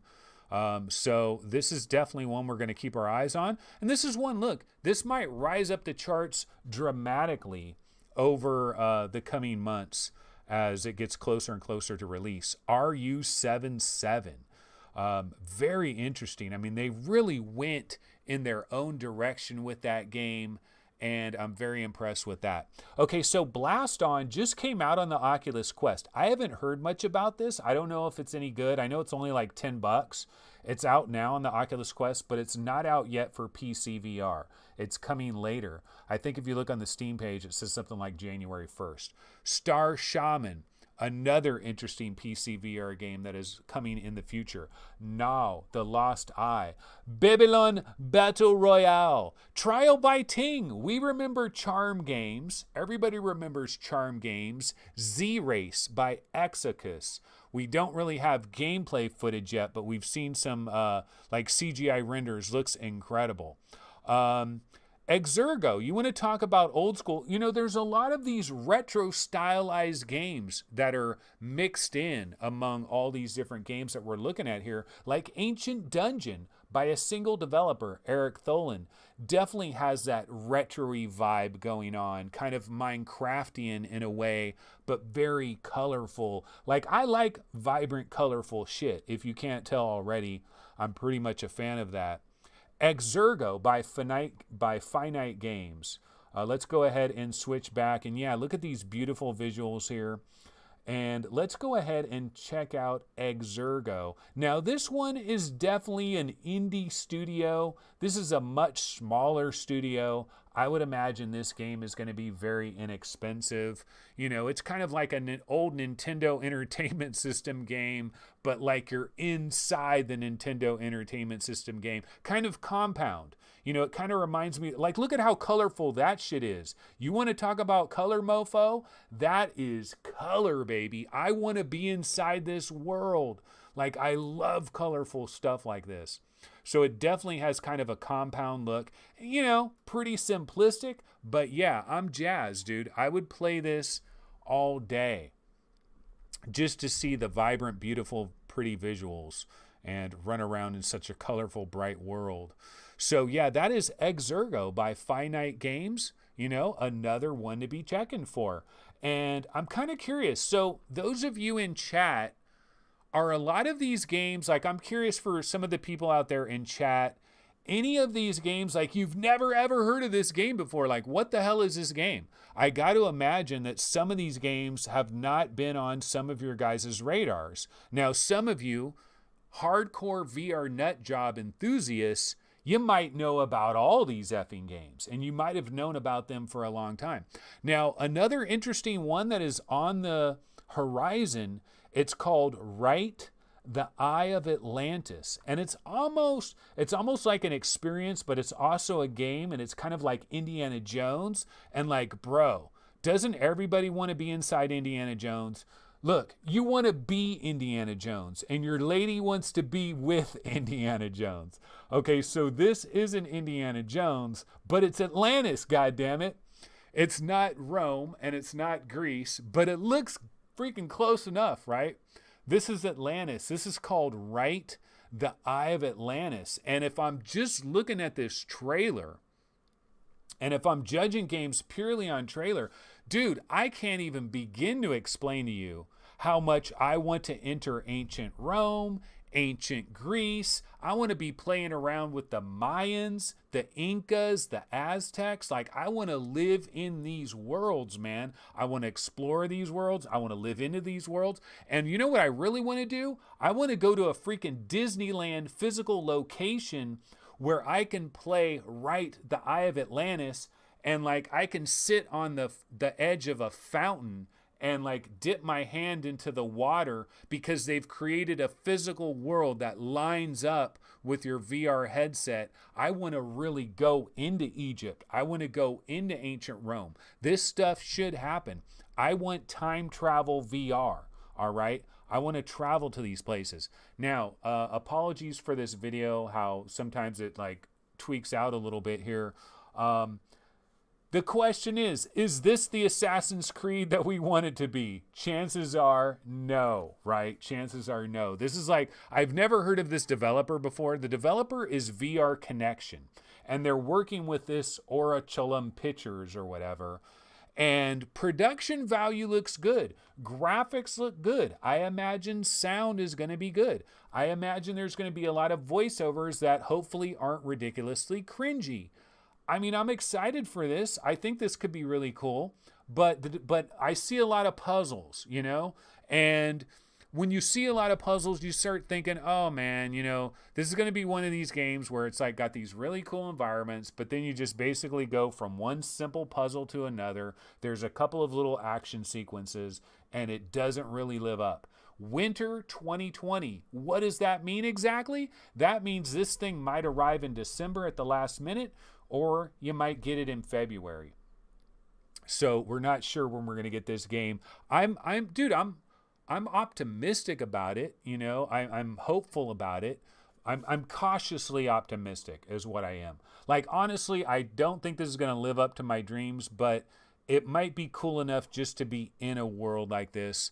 I really want some Assassin's Creed VR, because I do want to go to Greece, ancient Rome. I want to go to ancient Egypt. You know, I definitely want to go to like the Mayan civilization at its height of development, but like have to like be inside that world and have to like solve some type of crime that's going on, or something with the religious overlords and shit. I think it'd be really sweet. But yeah, so that is right, the Eye of Atlantis. And look, it's ranked there at 61. So there's no VR games, man. There's no VR games. Why do you like VR? It has no games. Yet here we are at number 61 talking about a mediocre Egyptian simulator. Okay, no, I'm just kidding. It might be dope. It might be dope. Panzer Dragon VR by Sega and Wildman coming in at number 62. Project Terminus Time Hacker by Joyway. This is a Russian developer based out of Moscow. They've been doing some interesting things. Stride was pretty freaking awesome. And Time Hacker has a very interesting look. What about AD 2047 though? What about AD 2047 though? Dude, we've been talking about this game since 1947. It's been delayed for a minute. It's been delayed for a minute. So let's switch back over here. This is my classic ginormous trailer window with me inside a tiny little window. And I'm looking for AD 2047, brah. AD 2047. Now, this is like a really low resolution trailer that was like grabbed from like a China Joy show. And so the developer is Rakano. I've reached out to these guys. They're still working on this. This game is still coming. AD 2047 is still in development. The thing is, this game is more of like an interactive storyline game. Almost like, remember the Blade Runner game that was on PC back in the late 90s, and it's kind of like a detective story? It's almost like that, more so than like an action game where you're going to be like moving through real-time environments. I think it's kind of like you're in this room, you got to look at these notes, you're exploring stuff. But it's got an interesting look. It's got an interesting vibe. It's definitely in its own freaking world. Apologies for this really low resolution trailer, though. It's not doing it a hell of a service here. But it's an interesting game. It's still being banged on. Chinese developer, I believe. I just think it has, there's a lot of cool aspects to it. So I'm still interested in checking this out. But yeah, maybe a little bit more of like an interactive story than a true VR game. But that is AD 2047. That is some really old, low resolution footage there. Okay, Separation, that game by Recluse Industries, came out on PlayStation VR. Very chill, very relaxed. This is a game I would have liked to have played on PlayStation VR. Never got around to doing it. Looks pretty chill and relaxed. That's still coming to PCVR. Of course, Crunch Element, that's been in development for about 20 years. No, not exactly. I'm just playing around. Okay, Beast Shall Rise. Beast Shall Rise. So check this out. This game here, developed by Goblin Games. I believe it's a UK developer. This game was supposed to come out last year, and it kept getting delayed, and then they just said, F it. This is like a long time ago. Like early this year, they're like, okay, let's put October 31st, Halloween. And then so months go by, and then all of a sudden, shit, it's about to be October 31st. So the question is, Goblin Games, are you really going to come through? Have you finished this game, bro? Is it going to be ready for Halloween? Because you've had a long time, bro. Okay, let's take a look at a trailer for Beast Shall Rise, because we definitely heard about this game a while back. Different kind of looks like an Action Jackson kind of a shooter, right? Action Jackson going through cemeteries. You've got werewolves and all kinds of creatures and stuff. Beast Shall Rise. Definitely kind of an indie game here. But I thought it had kind of an interesting look. And, these games can be kind of cool in VR. You're holding your Bible in your left hand, dual wielding guns and stuff. It's got some pretty cool visuals. Zombies and werewolves and things. You're in like a 1950s diner right there. You got some slow-mo effects going on. So yeah, a while back, these guys said, look, this is Halloween, bro. We're launching on Halloween. Well, we're now in the month of October. Halloween ain't that far away. Are you still going to come through? So that is Beast Shall Rise. That's ranked number 69. 69. So like we're going deep. Shaman Spirit Hunter. This is a game that might no longer exist. I will admit, There are definitely games on this list that have been canceled, and I don't know about it. That is Possible. Like, what about Ascend? Remember that game with the rap? We got to talk about the rap. I normally will not play audio in these games because I'm worried about them taking the 79 cents that I might have earned otherwise. So, god damn it, I'm gonna subtract 79 cents from my bank account just so we can hear this dumbass rap. Let's do it. Let's do it. Feel the vibe. Feel the vibe of this rap. It's so strong.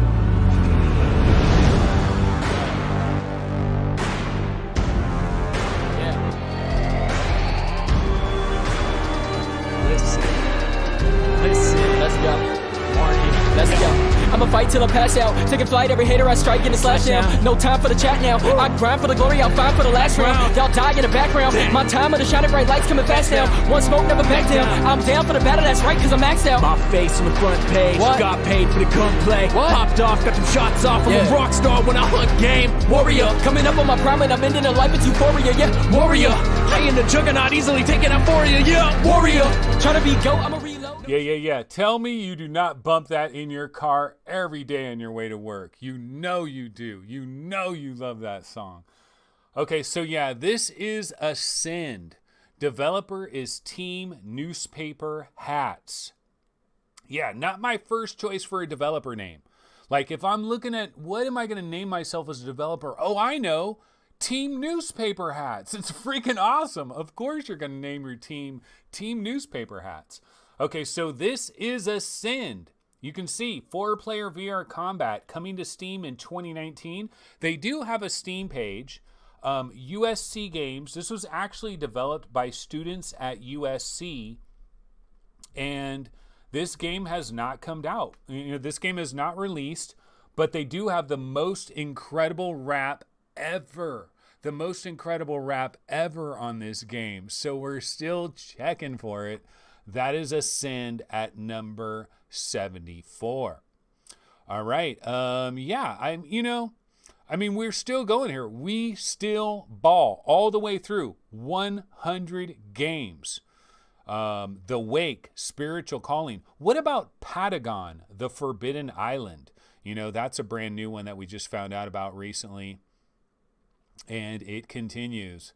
But yeah, guys, I've been going for quite some time here. So I'm going to go ahead and switch up and switch back over here for a different little sequence. And just to talk really quickly about some of the things that I've been doing in the VR world. Like, have I been playing any VR games? What are my thoughts? One game that I haven't talked about yet, and it's been a while since this game came out, so I'm not sure that anybody really cares about it anymore. But let's see here. Let me go ahead and let me see. Hold on a sec here. Let me grab a trailer. Okay. Yeah, so let me talk for a quick second about Walking Dead Onslaught. Yeah, so I did get this game, full disclosure. I did get this game. I got a free key for this game by Servios. And I haven't talked about this game yet because I haven't had a show since this game came out. And of course, we already know what the story is with this game, right? It's like one of the biggest disappointments in VR gaming this year. And, it's true. It really is. It's a massive disappointment. I remember when I first got this game and first started playing it, as I continued to play it, I was like, this game has a lot of problems. Because I was thinking, I'm like, well, I've played this a couple of different times, and I'm thinking, what am I going to say when I talk about this on like VR 365? And because a lot of times with these games, what I'll do is I'll set up a little list on my computer, positives and negatives, and I'll be playing the game. And if I notice something that really jumps out at me as a major positive or a major negative, I'll be like, let me go ahead and note that down really quick so I can remind myself to talk about this particular positive or this particular negative. I was doing that with the Walking Dead Onslaught, and I did not have a lot of positives. but I had a gang of negatives, and that is never a good sign. And that's the way it was developing with this game. There's been a lot of things said about this game. Like, people have already covered this. I don't even really need to go over this. Like, it's almost a waste of time for me to talk about it. But I got to talk about it because this game was ranked 5th. This game, I mean, right before its release, we had this ranked as high as 5th on that top 100 most wanted PCVR game chart that we've been talking about pretty much all day on this show so far. And here's a game that fell down. You know, it didn't live up. Now, we're looking at the trailer for this game, or we're looking at some trailer footage from this game, some gameplay footage, and it looks pretty good. It's visceral. It's The Walking Dead. They got a lot of the characters. The characters that are in the game are characters in the TV show. They've been modeled. It's weird about the character models in this game, because the character models in this game both will look absolutely awful and also look really good at times as well. And it's like, how is that possible? How could a character model in this game look absolutely awful and also look very good? And I don't know how to explain that. I just know that when I'm playing the game, sometimes I'm like, wow, that character model looks really good. Wow, that character model looks really awful. And it's just, you know, it flickers back and forth a little bit with that. But, and then there's the voiceover work. So if you're a fan of The Walking Dead, you know Rick's voice incredibly well. And they don't have Rick's voice in this game. And it's one of these things where it's like, it kind of takes you out of the experience, because you can't help but notice the voice acting, a guy trying to impersonate Rick. And then they have Daryl's real voice. Michonne, I don't know if it's Michonne's real voice or not, but if it isn't her real voice, whoever's faking her voice did a damn good job. They also have, what's his name that drives the Eugene? They've got a guy doing a fake Eugene. And unfortunately, the fake Eugene just comes off as a try-hard, you know, like that Kanye West song. You don't want to be a try, you know, don't want to try too hard. It just comes off bad. And yeah, the guy that does the voiceover work for Eugene is just bad. And then there's the gameplay. Like the real key where this game really falls apart is because to stab a zombie, you basically must grab the zombie's neck and then you do the stabbing mechanism. That is the only way you're going to get the really good stab in the head, but it never feels visceral like Saints and Sinners. It never gives you never get that release of like, oh, this feels good just to like stab these zombies in the head. You never feel like that like you do in Saints and Sinners. You just never get that feeling. And so it just falls apart, you know? It just, and like the atmospheric world building, not here really. Like, I know a lot of the same people that worked on Westworld Awakening also worked on this, but I'm not seeing the same level of quality.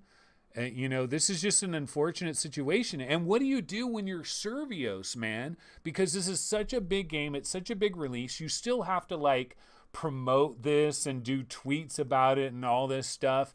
And you know it's just falling flat and they're not going to get the sales that they really wanted. It's just a bad thing every which way around. But I mean, this is the danger, man. This is the danger of a license. And I don't know if like Survios went out and got this license. I don't know if Survios was a hired gun for like AMC or whoever like controls the TV show license, and like Survios isn't really taking a massive loss on this because they're not the ones that are actually published. I don't know how all of that works. I know Westworld Awakening, Survios said almost nothing about Westworld Awakening. So I think Survios was basically a hired gun for Westworld Awakening, but I don't know if they were a hired gun for this. And I worry if they were to take massive losses on this. But this is the dangers of VR development, man, because already you're dealing with a niche of a niche in the first goddamn place. And then if Saints and Sinners never ever existed, would people be quite as harsh on this game as they are knowing that and yeah, people would be pretty harsh on this game. The price seems pretty high. I still feel like there's some redeeming qualities about this game. Like, I didn't think it was quite as garbage as everybody else said. But anyway, that's my thoughts on The Walking Dead Onslaught. It's one of these games where, honestly, you probably would only want to grab this on a Steam sale if you can grab it for like $10 on a Steam sale. And it's just because you're a real Walking Dead fan and you feel like there is some good aspects of this game. Some of the story of the game, like, it almost made you feel like you were in that Walking Dead world of the TV show. There's some good parts to this game. It's not all ass on a stick. It's mostly ass on a stick, but it's not all ass on a stick. But a lot of people are reporting that this game is just unredeemable and it's a complete and utter waste of time and a complete sham. I don't know if I would quite go that far, but it's definitely one that you would much rather grab on a sale. Okay, so what is a game that I've been playing a lot recently? This might surprise you. A game that I've been playing a hell of a lot recently is an Oculus Quest game, Shooty Skies Overdrive, I believe, right? Yeah, Shooty Skies Overdrive. So I've been playing a lot of this. I finally got a $10 credit from Oculus. You know, you always hear these stories about check your emails, you're going to get a $10 credit from Oculus. I've been hearing about that for like multiple years, about getting a $10 credit from Oculus or whatever. Never have gotten any of these things. I've always heard people talk about it. I've always checked my emails. I've never seen anything. Well, I finally actually did get a $10 credit from Oculus. So I was looking around. I'm like, well, what's a game I can grab for $10 and check out really quick? And this colorful game was out there. It had very good reviews. Like, if we go to the Oculus Quest store, actually, let me do that. Let's go to the Oculus Quest store and check it out here in a second. Because I think the reviews were pretty freaking good. Shooty Skies Overdrive. Let me find it on the Oculus store. And we'll switch over to this. Okay, yeah, Shooty Skies Overdrive. So let's go ahead and go back over to the webinar. So yeah, the game has rated quite well. Like, here's the rating. You can see this is almost 5 stars. It's like 4.8 stars, basically. Like, this guy, a must-have. This guy, Bullet Hell Bliss. Pretty and fun, 5 stars. Fluffy Bullet Hell.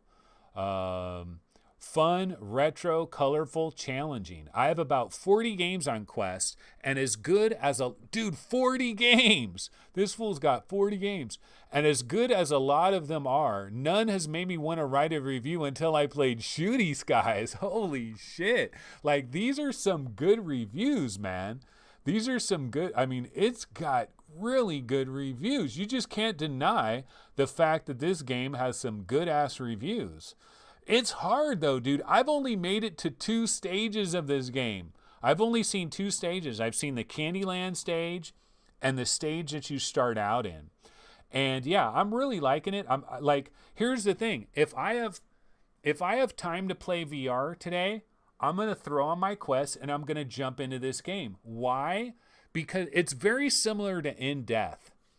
In Death Unchained on the Quest, very similar from the standpoint that this is a game that you can throw on and just instantly have like 20-minute burst of fun or a 25-minute burst of fun.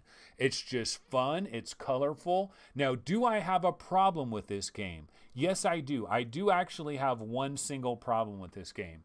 The problem is the backgrounds are so incredibly colorful. There's so much going on with color. And yes, you know me. I love me some color, goddammit. And this thing is colorful. The 3D audio, there are so many bings and boings and all kinds of little sounds. And it's very 3D. The sounds are very three-dimensional. And there's like so many things that are going on. It's very 360. It kind of reminds me of Zortex 2077 on, the lab. And it reminds me a little bit of Blasters of the Universe a little bit at times. And it's cool. This game is cool, dude. I'm sorry. You can't hate this game. You can hate it because it's so freaking cutesy, but it's good. This game is good. If you want 25-minute burst of fun, this game does it. Okay, no, I did have one complaint. I'm sorry. So the one complaint is it's so goddamn colorful, right? That it's real easy to lose the projectiles that are coming at your ship. Like all the different bullets that are fired. I wish there's something they could do to the bullets to make them appear on the background, to make them stand out from the backgrounds. Because a lot of times, like when I died in this game, I was like, damn it, man, the only reason I died is because the little projectile missile that was being shot by an enemy basically blended into the background and was damn near invisible. And I mean, that's what I often blame it on when I die in this game. But that's my only complaint. I mean, it's really my only complaint. Now, is this a game that is going to freaking hold you down for a month? Hell no. This game is not going to hold you down for a month. Like, this is not a game that you buy and be like, yeah, I'm going to play this game every day for like, this is not like some sprawling world that you're going to be inside of. This is not Fallout 4 VR where it's going to hold you down, or a Skyrim or anything like that. This is just a quick banger, action, fun, quick little blast of fun. And it's right up there with In Death Unchained in terms of like just quick banging fun. And that's why the reviews prove it, man. The reviews don't lie. 150 people have said that this shit is fun as hell. I really hope it gets an update for Quest 2 to make it even sharper and a little bit more colorful. And it would be nice if they could do something to like the little enemy, the little projectiles, to make them pop a little bit more. But yeah, that is Shooty Skies Overdrive.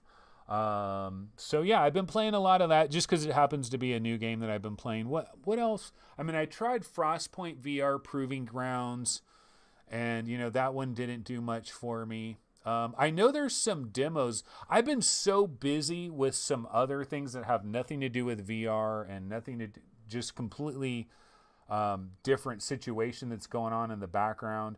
That's the reason why there hasn't been any shows, actually, is I'm just so busy. I had to do this episode just so I could put something on YouTube.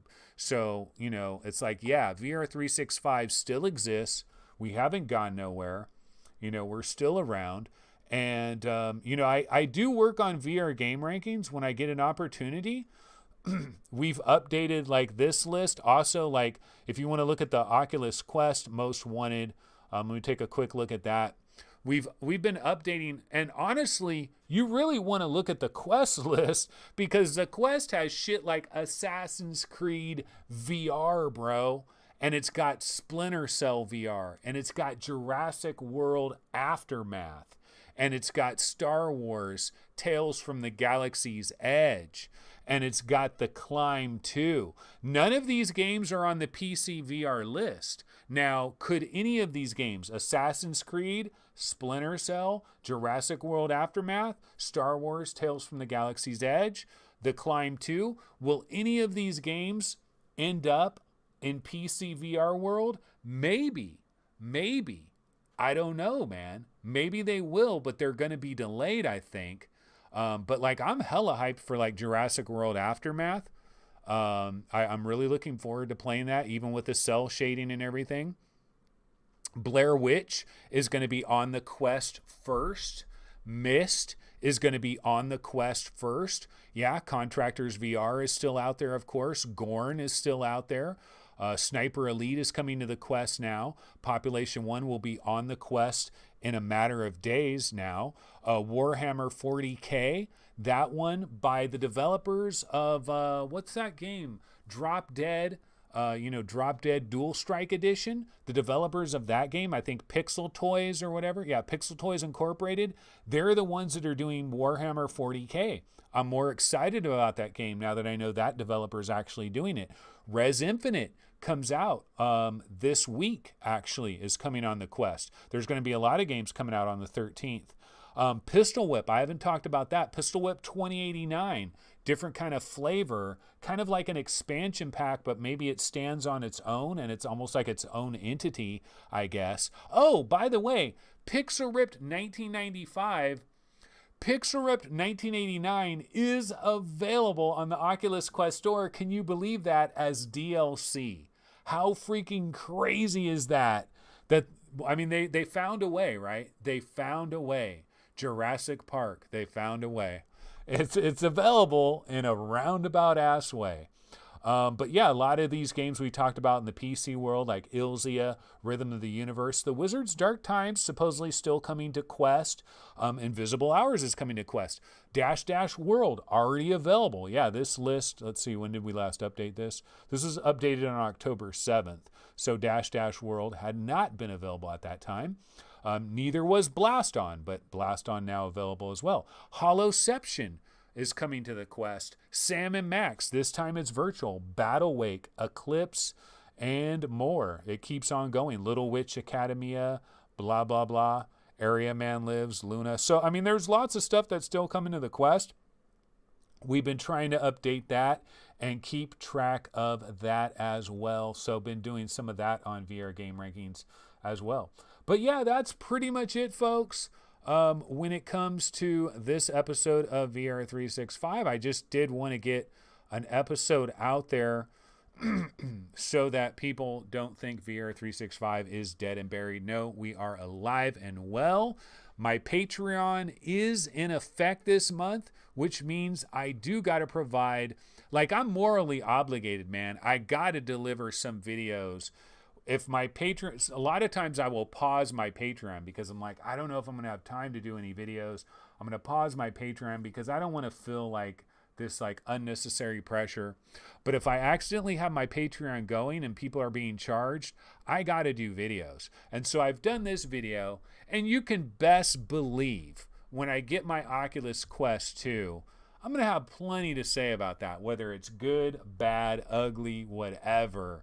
I will definitely be talking about Oculus Quest 2. I will be definitely talking about various versions of Oculus Quest games that I've tried on the Oculus Quest 2 that are supposedly improved.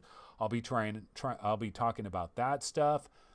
So definitely we'll have more episodes this month, more episodes of VR365, but they will be sporadic in nature, and they may be shiz show in nature, just like this one. I probably should mention, go ahead and subscribe to the channel. Go ahead and like this video. Go ahead and comment on this video after the fact, rather than just the comments in chat. The comments after the fact are very important. I really should talk about this stuff at the top of the show. Also, if you have not already ordered your Oculus Quest 2 and you're planning on ordering an Oculus Quest 2 from Amazon, if you live in the USA, in the show notes of this episode, there are links. Now, full disclosure, I am an Amazon associate. I get like a few pennies if you were to buy an Oculus Quest 2 through one of those links. And it only works if you're USA. So if you're in Germany, don't worry about it. Don't try to buy it through that link. I will not get anything for it. You got to be USA. But yeah, if you haven't ordered your Quest 2 and you're going to order one anyway, might as well help out VR365. Of course, we also... thanks for some of the super chats and stuff. Let's go back to the webinar here. Let's see. Misty C-Mac. You like this game because you are a boomer. You're a boomer, man. Well, you know what? I'm not a boomer, dude. My mom's a boomer. My dad, if he's alive, is a boomer. You don't understand, like, real boomers, like the baby boomer era, those people were born in the freaking 1940s, dog. Like, freaking President Trump is a boomer. I'm not a boomer. I'm not that old, homie. I'm not that old. Okay, I think there were a couple of super chats in this episode, so I should probably shout out the super chatters. Yeah, Ray Pope with a super chat for $5. Thank you so much, Ray Pope. I really appreciate that. And I think my boy Skeeve might have did a super chat early. Skeeve was trying to grease the tracks for me, trying to get people to do a super chat. I'm not seeing it here, but I think there might have been another super chat at one point. But I do see a Ray Pope super chat. And I think Skeeve might have did one earlier. But anyway, yeah, thank you for the support. I absolutely appreciate it. For those that are supporting the Patreon, for those that do a PayPal donation, or if you support me by buying something through Amazon, if you're in the USA, any support that I get for this show is really huge. It does really help. I can't even begin to explain how much that stuff helps. It really does. It's tremendous. But yeah, that's pretty much going to go ahead and do it for this episode of VR365 Live. So gave you guys something to chew on. A lot of different VR games that are out there, folks, that are on the way. A lot of them that maybe you haven't been tracking as much. And then also from a VR game ranking standpoint, yeah, go ahead and have a bookmark. VR game rankings does not have like information that you're going to be looking at every day. No, it's something to bookmark a couple of the lists. And you just check on them every once in a while to kind of remind you of like, what is all the stuff? Like if anybody ever says, what are the good games that are coming for VR? Like what's good games that are upcoming? Link them to the VR Game Rankings Top 100 PCVR Most Wanted, or the Top 40 Most Wanted Oculus Quest, or the Top 40 Most Wanted Valve Index HTC Vive games. It does help VR Game Rankings as well. All right, well, that is basically it for this show.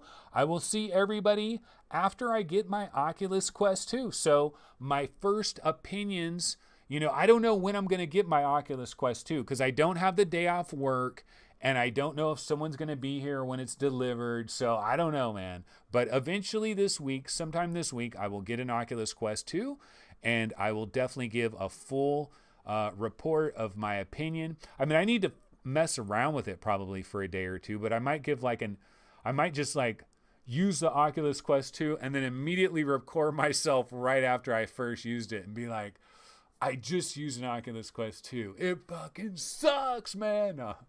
But whatever I have to say about it, I'll be talking about it. All right, that's going to do it. We'll see you guys next time. Everybody have a good one. Take it easy. Later. Later, homies.